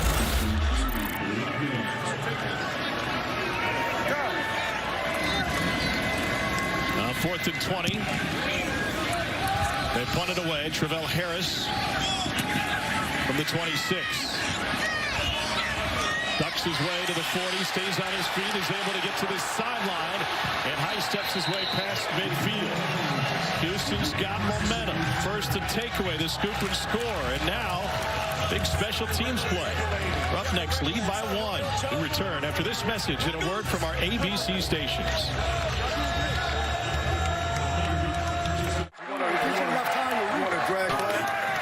All right, Gilo, we were talking about quarterbacks talking trash a little bit earlier in the game. You said something to me coming off about the QBs. What'd you say? Oh, we're not worried about no quarterback.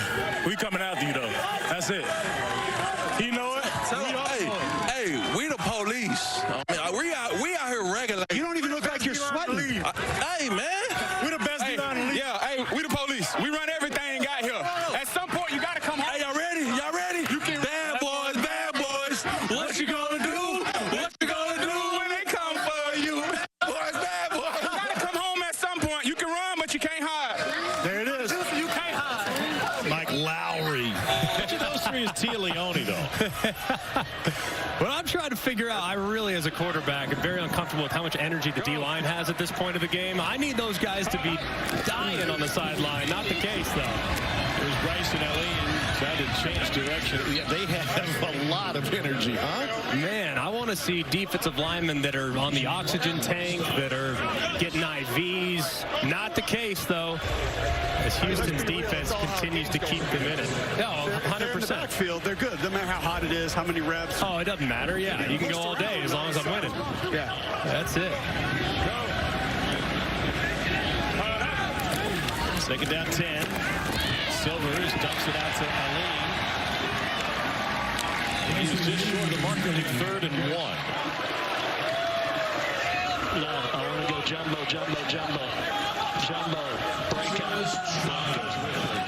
Breakout. Broncos Ripper. Go. 22 seconds. Breakout. Right, so Broncos Ripper. Change of quarterbacks. Yeah, so Broncos will be handoff, zone handoff to the left-hand side. Now they got to break out, but you also have a bubble to the right-hand side if you like the numbers. The numbers look okay, actually. Good enough for the first down behind the running of Max Borghi. We learned a couple weeks ago the Ripper was a tag on the run play. Correct. That's an RPO. So if you don't like the run, you have the option to take the pass. Run, pass, option. So you have the option to take it, but on short yardage situations, you don't want to throw it. You almost have to let common sense override the rule. Trust your back and your offensive line to pick up that short yardage for the conversion. Cole McDonald's going to stay in at quarterback. He keeps it. McDonald rips off 5 on first down. Deontay Anderson, who played in the stadium for the Houston Cougars, in on the tackle.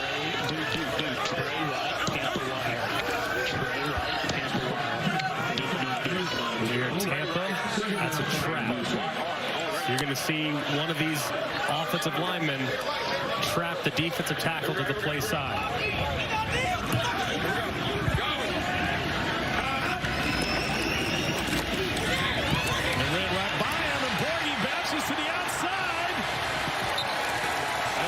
Taking control of this game on a long run of 22 yards by Max Borghi.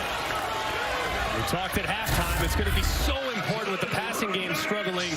There's the trap as you see number 70, Yarbrough, kick out the end man of the line of scrimmage. Borghi goes right in behind him for a nice game. But we talked at halftime, you have to get the run game going. If the passing game is stagnant, you got to find some offense on the ground, and they've done that early here in the second half. They have neutralized number 0 for Vegas, Peter Talamoa-Penu, who came in as second second best sack guy in the league.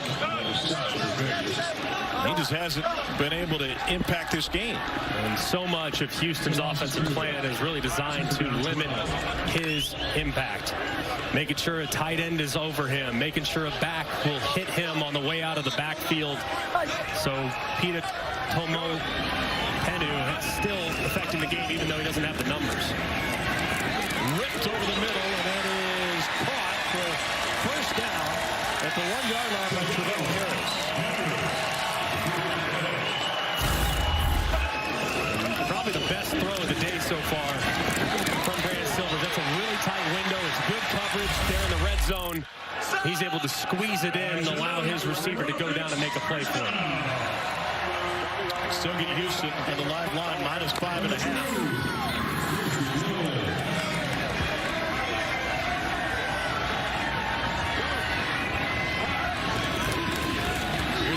Straight up the gut, and he plunges in for the touchdown.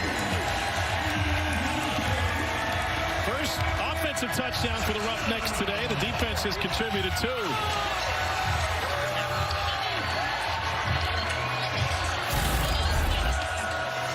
Very nice job here by Houston's offensive line. Good job at the point of attack. You saw number 21, Garrett Owens, come across the formation and kick out backside.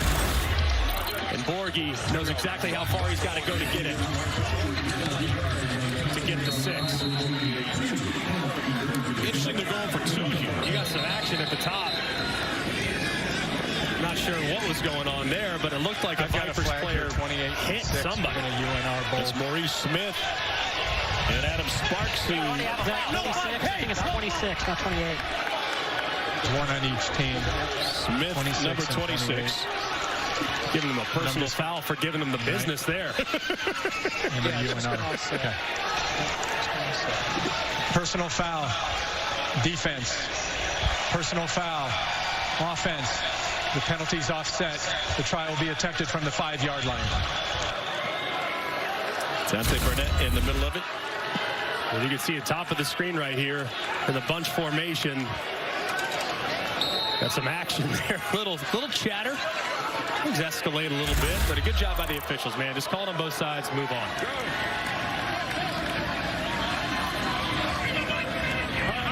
2-point attempt. And low coming out of Silver's hands.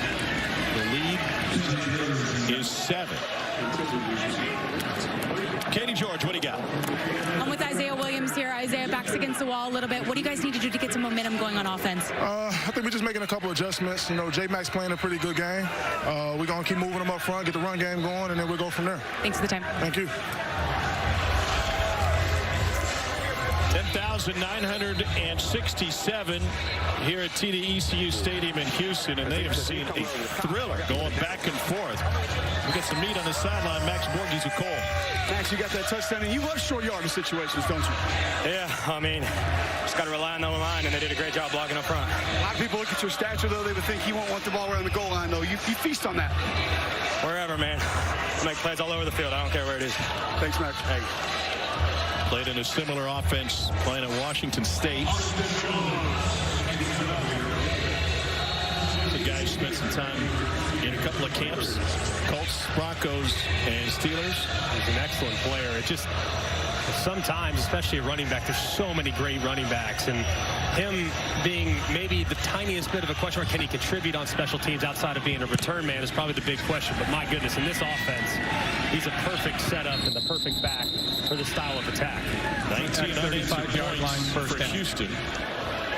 1:15 to go in the third quarter.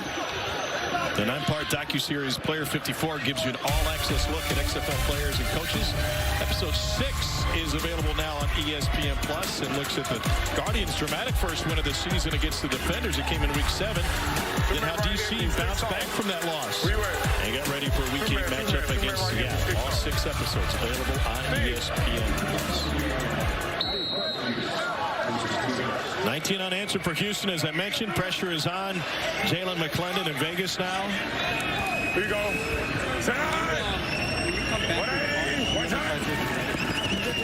McClendon gets rid of it, and it goes for a first down to Sweeting, excuse me. if you're Jalen McClendon, you're just telling the guys, hey, man, we've been our own worst enemy today. We've had 2 balls that end up getting fumbled that they took back to the house. If we just play clean football, we've been able to move it consistently. So here we go. It's a big drive for Vegas to try to stop the bleeding.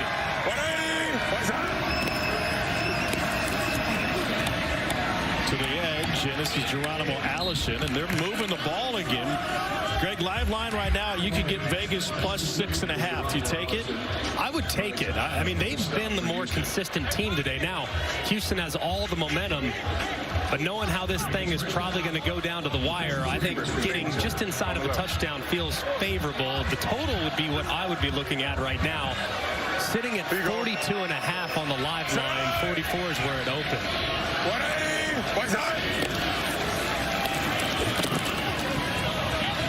Another completion. This is Matthew Sexton. Matthew Sexton on the value buy. You can get Vegas at plus 400 if you think the 6.5 is good. Going to win the whole darn thing. Vegas led for most of 2.5 quarters. And now they trail by 7 as we head to the 4th quarter. Vipers Roughnecks returns after this message and a word from our ABC stations.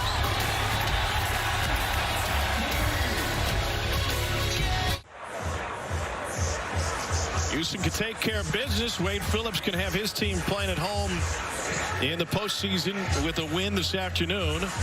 Or an Arlington loss this weekend. Houston 5-0 against the division. Haven't won a game against North Division foes, which is where Vegas resides. Week 9 of 10, and only 2 teams have been eliminated from postseason possibilities to this point. That's 2nd and 3. McClendon chased down the pocket, and he goes down. Another sack for Houston. C.J. Brewer. Bad boys coming after him.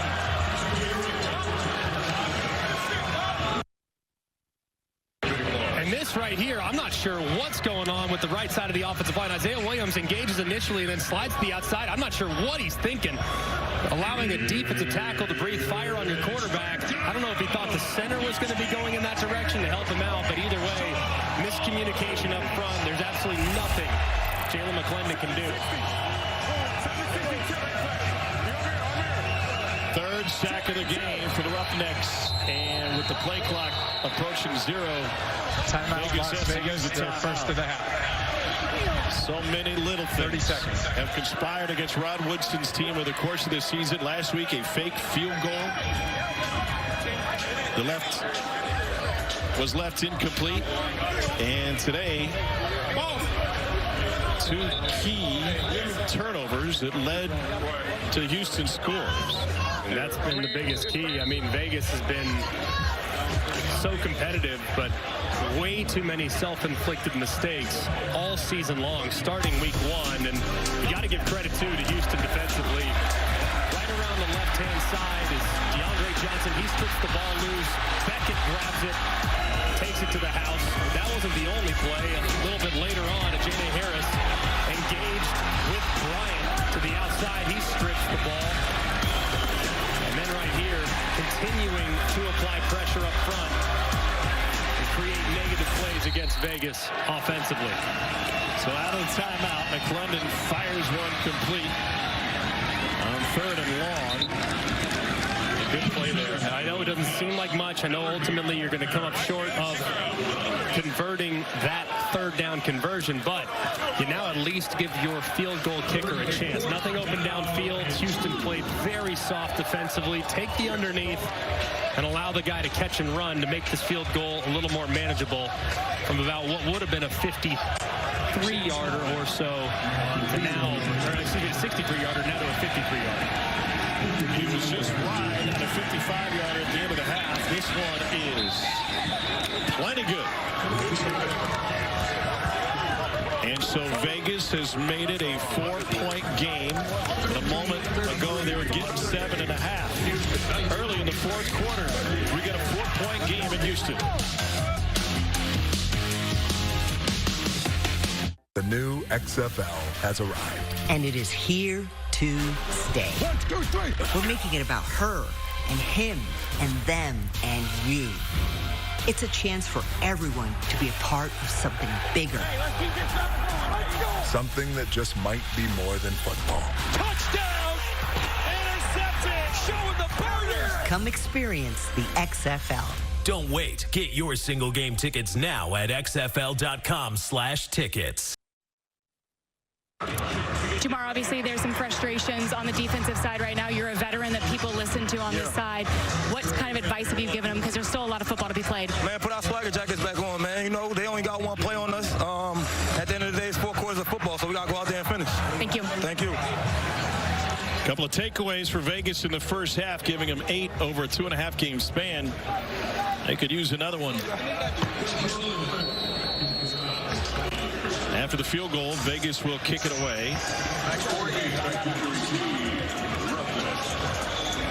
X-Borgie back to receive. This kick from Sam Sloman. Just drilled one from 52 yards. Can't move until it's touched. 5 yards apart. Coverage team and the receiving team. And Borgie chased all the way to the sideline, and that will go out of bounds. A massive touchback, which will bring it all the way out and give Houston fantastic field position here. Special teams rules encouraging returns. Free kick out of bounds. The ball will be spotted 15 yards from the spot of the kick. It's 1st and 10. To think about starting field position on the opponent's side of the 50 is just crazy, man. I mean, obviously such a huge penalty right there. Just one that absolutely cannot happen if you're Vegas and you're trying to climb out of this hole. Houston today, 7 points on offense and 2 turnovers, but 2 fumble returns for touchdowns thanks to the defense. Offense has come alive a little bit, though, in the second half. Just 4 run plays in the first half, 10 already just in the third quarter. It's Bryson Allen this time. 1 yard gain. Okay, give me this. Give me this. A.J. Smith, the OC. Yeah, I go Falcon, Falcon, trips right up, red F stream. Falcon, Falcon, trips right up, red F stream. Here we go. Hey, trips right up, red F stream. On, ready?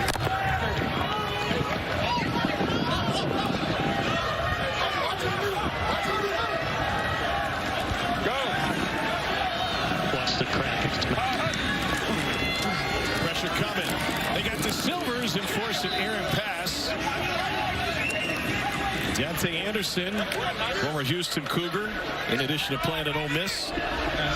He's unblocked off the left-hand side. He looks like he's covering the slot. Instead, he decides to blitz at the last minute. The offensive line isn't responsible for that guy with the edge presence.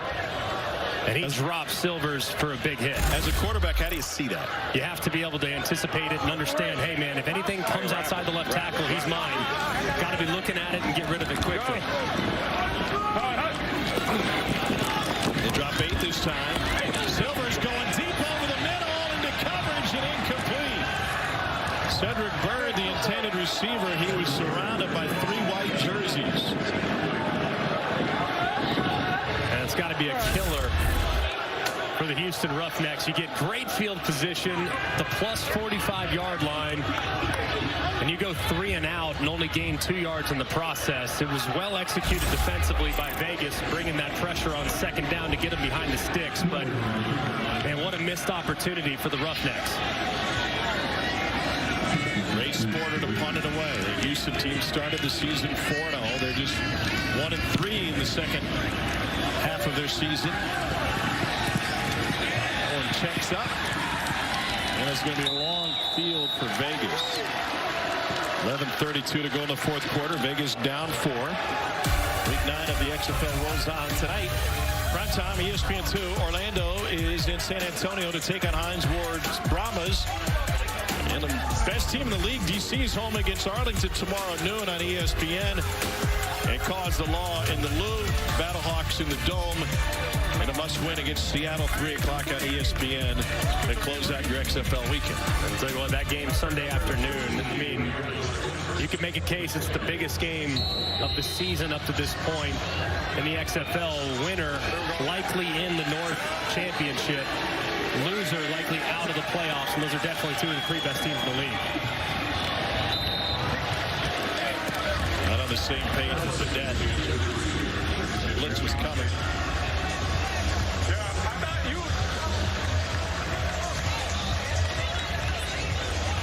Wonder why the shot clock's always getting low here for Vegas. I mean, the receivers are always walking around. I mean, you got to get some urgency. And the receivers are walking. They're slow to line up. The communication's slow. The next thing you know, and you're under 10 almost, and the guy's still not even set. On 2nd and 10. Here's John Lovett. Does that impact what pre-snap decisions a quarterback can make? Yes, I mean, because you want to get your guys set so you can diagnose what they're doing defensively. And if your guys are still walking around, you're not in your final formation, it's tough to get a diagnosis as to what they're doing.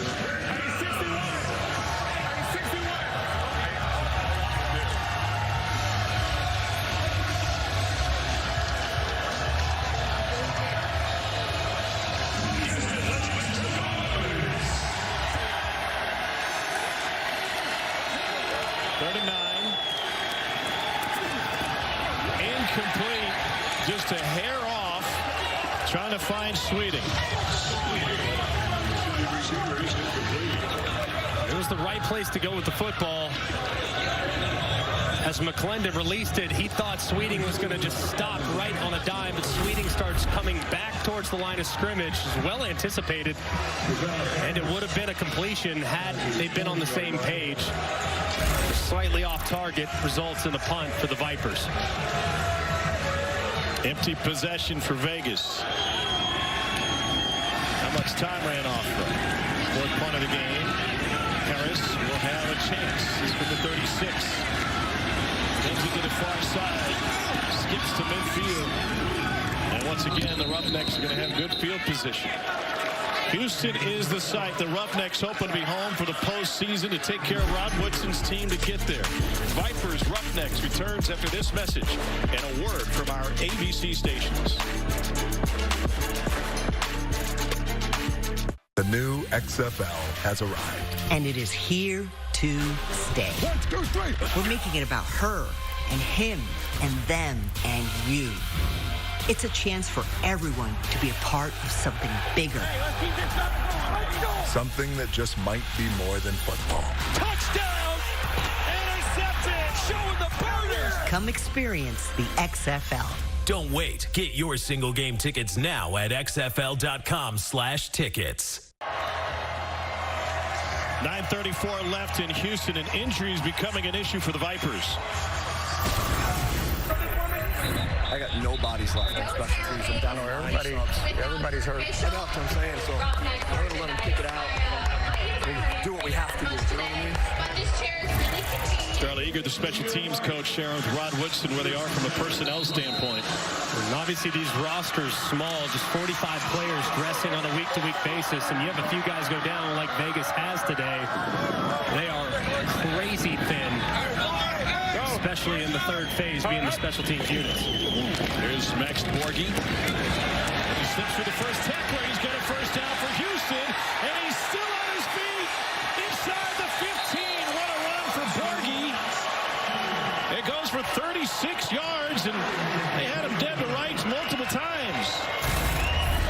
Just great effort by Borghi. Great cutback, sees the field to the outside, cuts back to his right, runs through a couple of would-be tacklers until he's finally dropped inside the 15-yard line. Just a tremendous individual effort there by Borghi. Replacing the backfield by Bryson Elleen now. Houston put the stamp on this one. Elleen leads, and he's in! Roughnecks have extended their lead. 25 unanswered.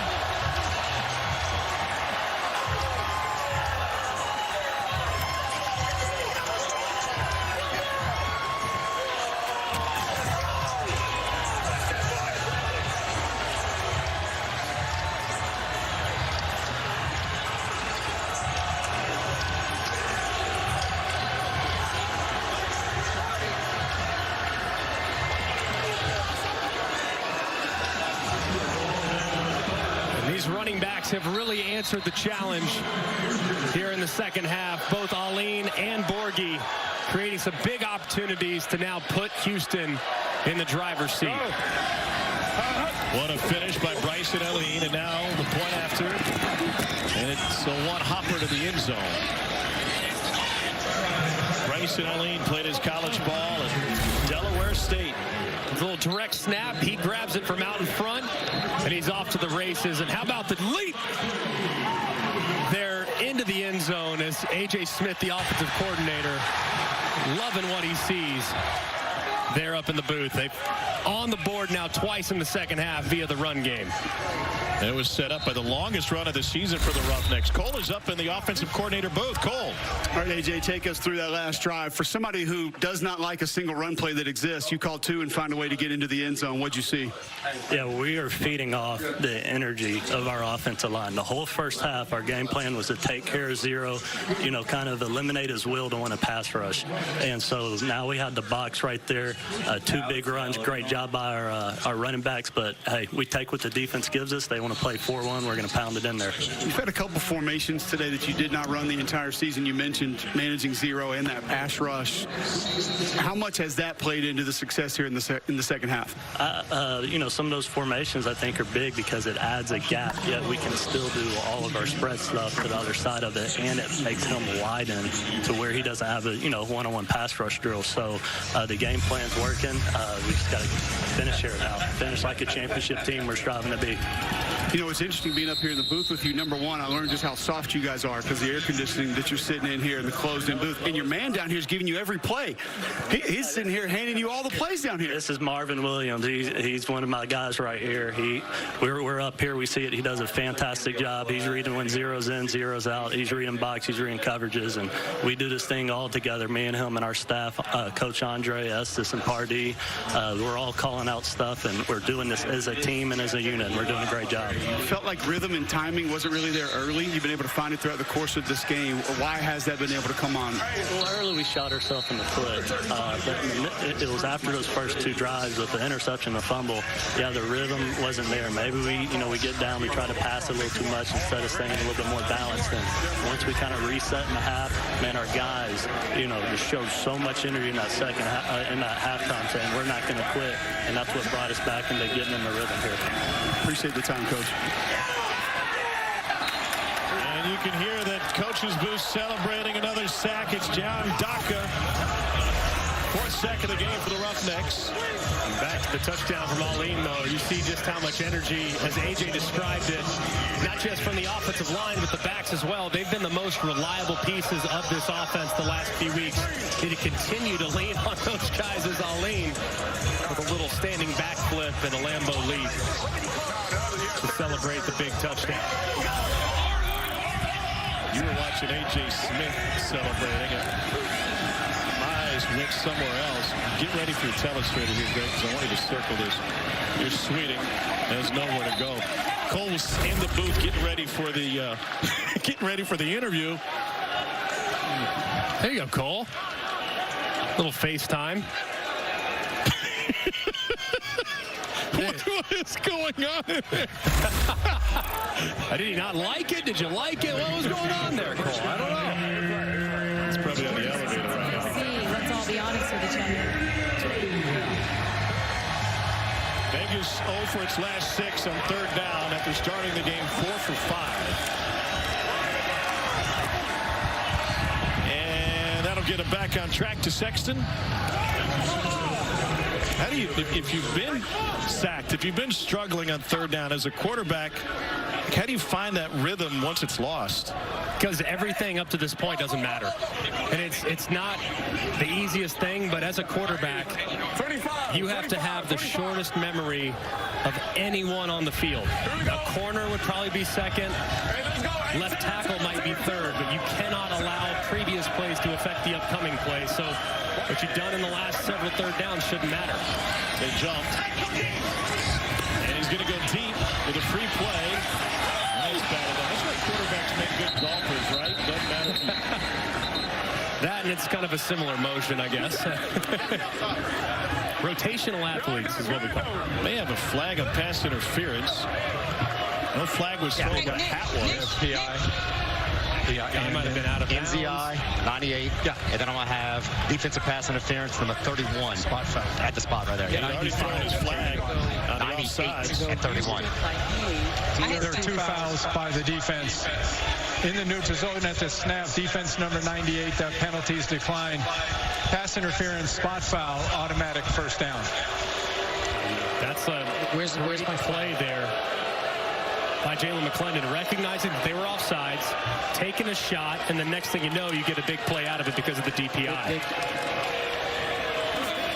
Hey, Dean, I got a question. After an official is throwing a flag, he's out of flags, and he throws his hat. What comes next if you've got to throw a third? A beanbag. Now, I don't know how many people actually know that. They can throw their beanbag, then they got to go grab somebody from the stands and grab their hat. So you don't have a fourth option. Yeah, a shoe would work, perhaps. You throw Cole's bucket hat. That thing deserves to be thrown. Big hole for Lovett on the perimeter, and he is in. Touchdown, Vegas. John Lovett out of Penn State doing all the work on that one. And there was nobody home. Just a great job there. You see the pullers out in front. You make one guy miss and you're off to the races. Excellent adjustment. They hadn't really run that play up to this point. And they find the end zone and a big answer. And those that are holding tickets on the over at 43.5. You can go ahead and cash those, as this game is now over the total here in the fourth quarter. John Lovett taking over. Rod Smith out with an ankle injury. They're going to go for 2.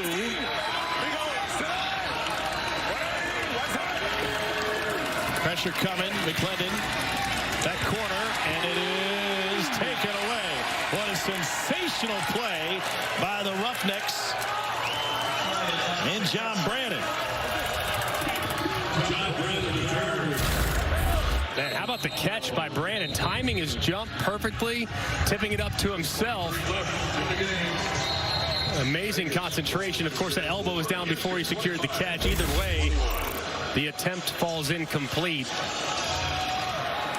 Still a good answer, though, from Vegas. What's the live line telling us now? It's locked right now. You're going to have to give me this thing is all over the place. Caesars Sportsbook. I'm going to say loads. I think it's Houston minus 3.5. That's the guess. Okay. Houston was given 6.5 before the game. How about Houston minus 4.5? Essentially with 6:23 plays. Vegas going to get another score. They're plus 450 in the money line right now.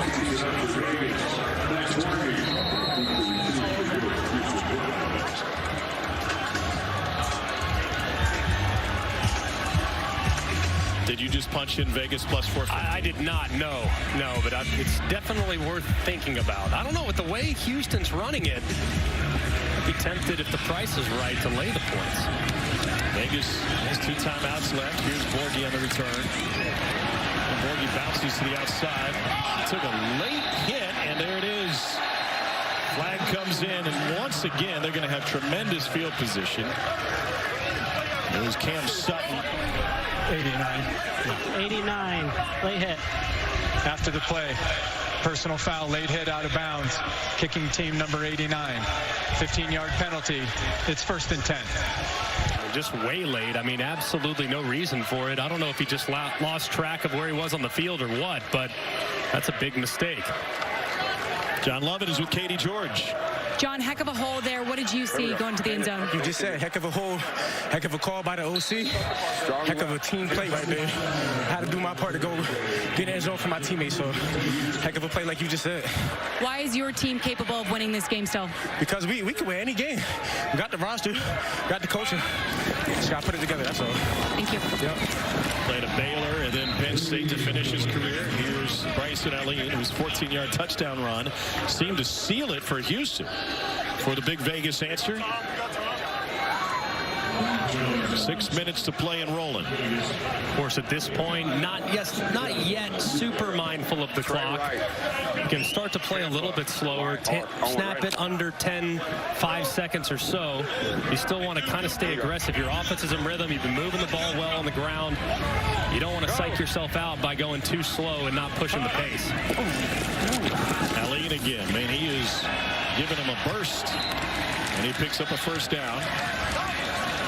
And with the Calhoun to stop. And with the defense on their heels, man, I mean, you would be thinking, hey, probably going to be looking at a 4-minute drill situation. Don't need to be in a huge hurry. But, man, you see the hands on the hips for the Vegas defenders along the defensive front. I mean, they are clearly gassed. You already heard earlier Rod Woodson talking to some of his coaching staff saying, man, we're beat up, we're thin, we don't have enough bodies to even fill out full special teams rosters. So, got to think it's going to be tough for them to get off the field right here. Well, McDonald keeps it. Strong left, regular, strong left, Denver insert. Strong left, Denver insert. Rolex. Here, Rolex, that's referencing Ayo and Teo. is protect the ball. Is referencing Denver playing insert, a little bit slower. You don't want to say clock. You don't want to say slow. Seconds. But Rolex makes you think of a watch, makes you think of the clock. Go. 7 seconds. It's really nice. You're going to celebrate with a win and buy yourself a Rolex. Here's Borghi, and he sweeps his way up the middle. Picks up a first down.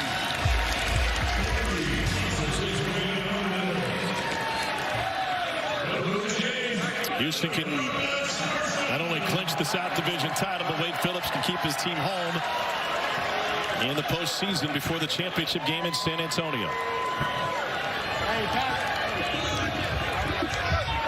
H5, Broncos punch. Here we go. Yo, Broncos, let's go. Just hold on to it. Yo, remind him, hold on to it, double over the ball. What I think gets him back in the game right here is a fumble. Borghi took a lick. Maurice Smith delivered it. We got a flag after. Going to get a late hit on Maurice Smith. Or might get leading with the crown of the helmet on a. So after the play? At the end of the play. Go slow here. What do we got here? We have a dead ball personal foul by 0 of the defense stomping on the player that was on the ground. Tamo Penu. And a stomp down. No, there's no stop. He's just walking. Oh, okay, there is no foul on the play. There is no foul on the play. It's second down. I love the fact. Listen, Coach, you got to be careful. He cannot stomp down on him. He stepped over him. Dean said he didn't touch him when he stomped down.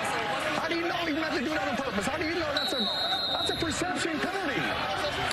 That's a perception. When you never play ball, that's a perception penalty. That's a perception penalty.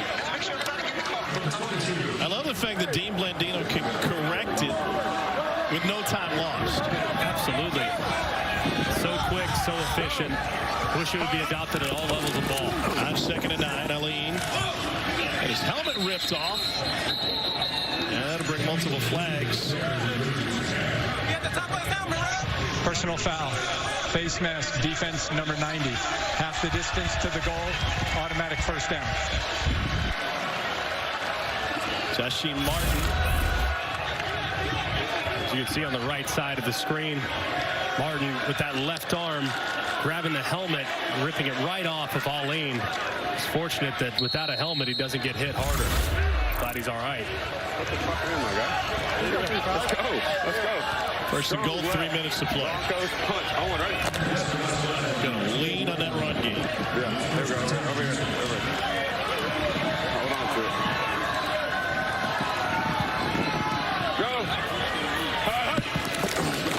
Jeremy Cox with his first opportunity at running back.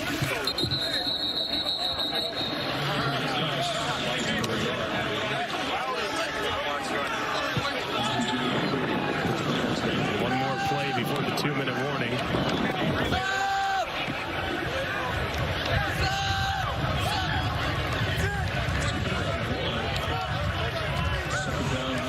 Second and goal. Yeah, he's got a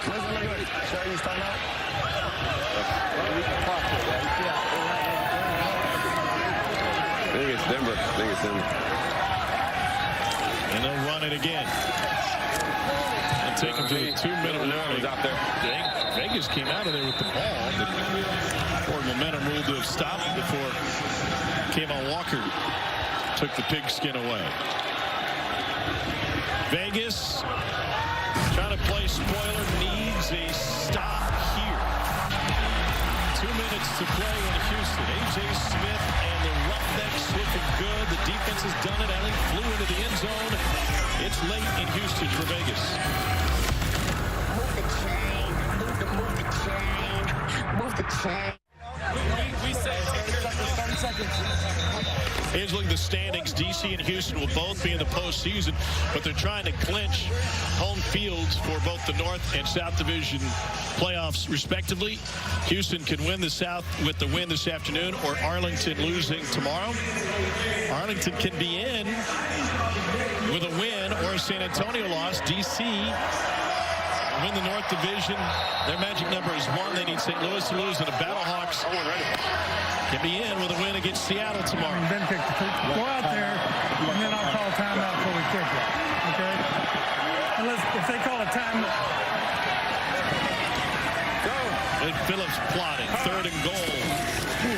After the 2-minute warning, Max Borghi stood up and taken down. Nearly lost the football, it seemed. And so with the scoring options available, especially in the point-after situation,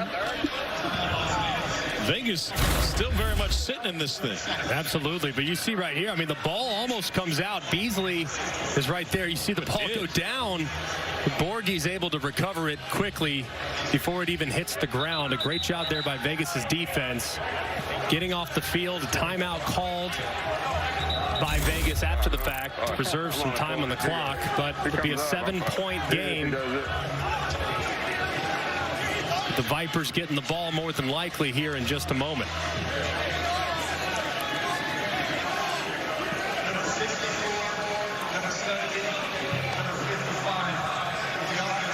Austin Jones just joined this team 2 weeks ago. He is 5 of 6 on the season. Started his career at Temple, tore ACL on a kickoff coverage. Ended up in the starting kicker for Nick Saban in Alabama. From 28 yards to extend the lead.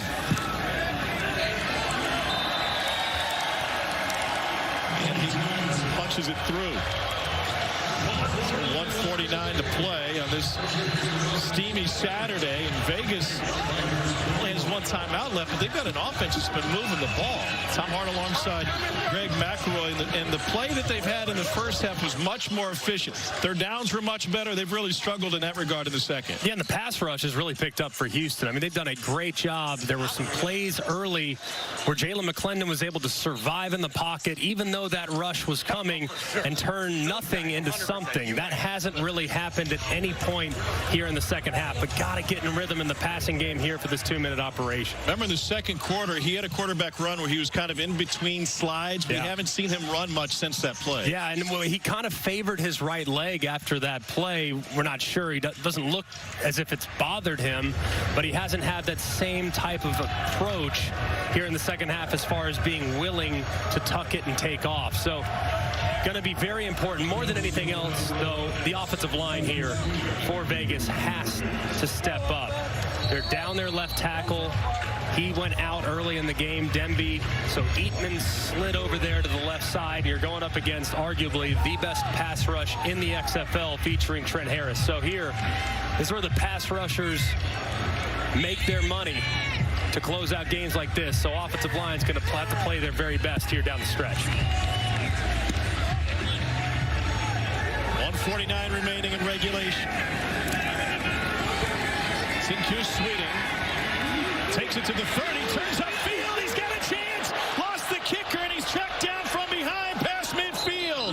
There's a flag down back at the 36-yard line. Jim, what's that flag? I'm serious. I feel you. Every call she's made is going against Number? Number 8. During the return, holding receiving team number 8. 10-yard penalty from the spot of the foul. It's 1st and 10. And so the 53-yard return coming back. They got Lovett for a hold.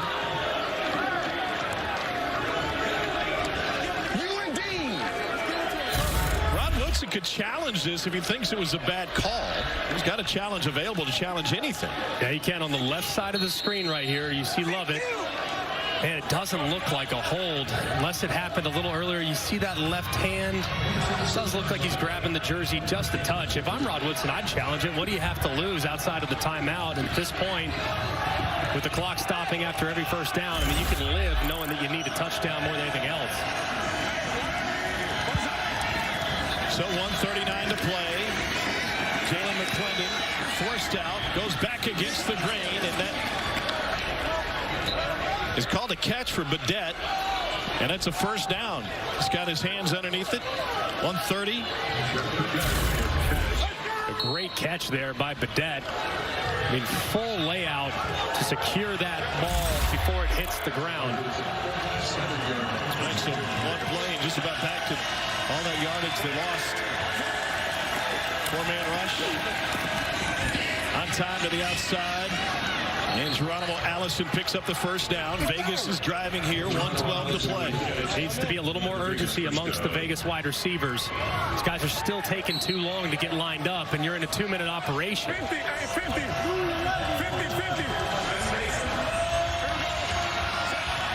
Takes a 1-minute mark, down 7. McClendon crossing route, and that's good. But the clock will roll. Badette with the catch, and a little extra work to Tavante Beckett and Badette. You're wasting time if you're engaging in any type of chatter at this point. Gotta hurry. 40 seconds and rolling.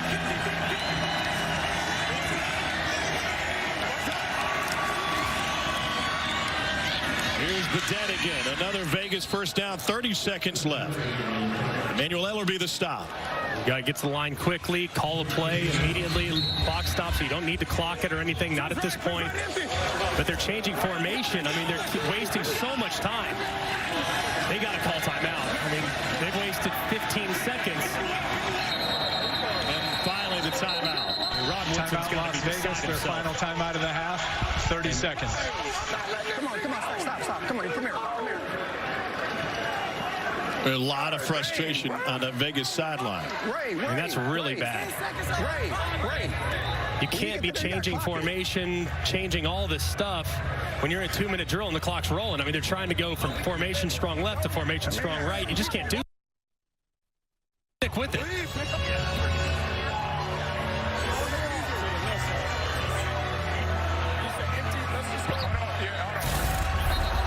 We gotta line up. I know you hurting. We gotta line up though.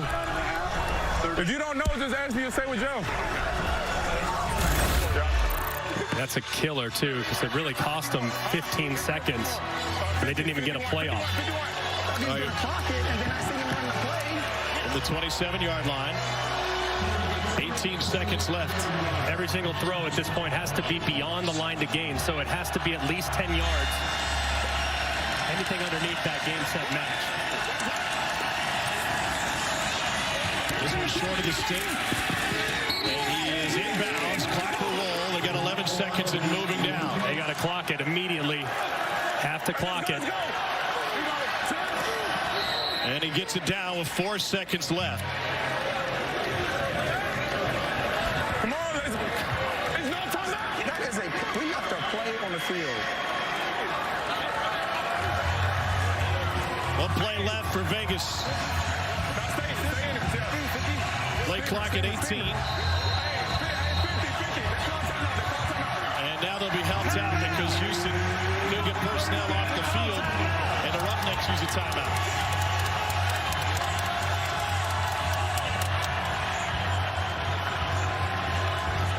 Roughnecks with a win will be home for the South Division Championship in 2 weeks.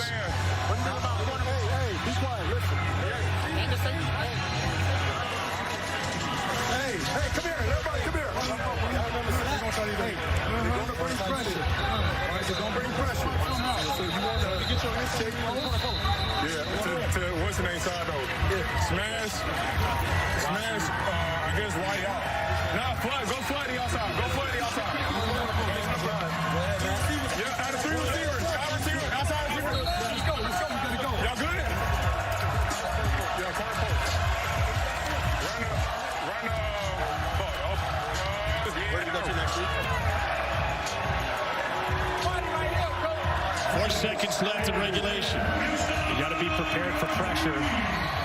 So if they can overload your protection, you're done.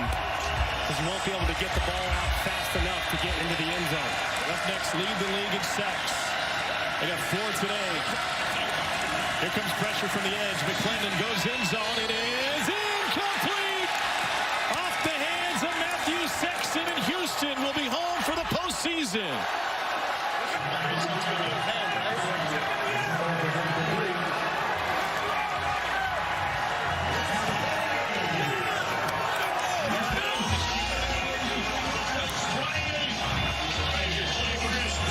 The margin is so thin. And they got a great look. They get a good opportunity. It's going to be tight. There's going to be a collision. The ball's just a touch high. And they're not able to bring it in as Sexton has a chance at it, but it's well covered and defended. As McClendon knows that ball just a touch off target, which led to the incompletion. Vegas had this thing in their hands in the first half. What a second half for Houston. 2 defensive scores, and the offense got on track. They're South Division champs, and they'll play here at home on April 29th with a berth in the XFL championship game on the line. Their opponent for that game still to be determined. What a great game. Yeah, it was. Yeah,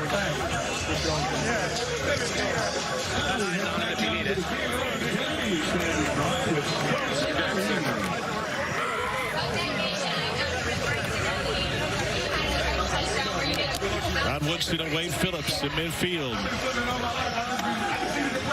Coach Phillips, you clinched home field advantage. How does that feel? Yeah, we won our division, clinched home field. We'll be back here in 2 weeks, so we're really proud of this team.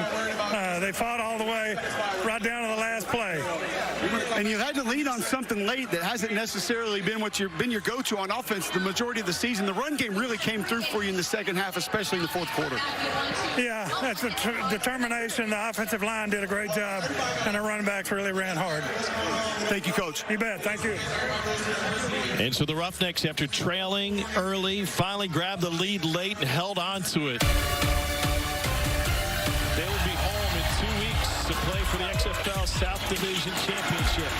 And what's coming up tonight on ESPN2 at 7 o'clock Eastern. Coming up next, it's the NCAA Women's Gymnastics Championships for Greg McElroy, Katie George, and Cole Kublik. I'm Tom Harder. Final score, Roughnecks 28, Vipers 21. Thanks for joining us. Have a great weekend, everybody.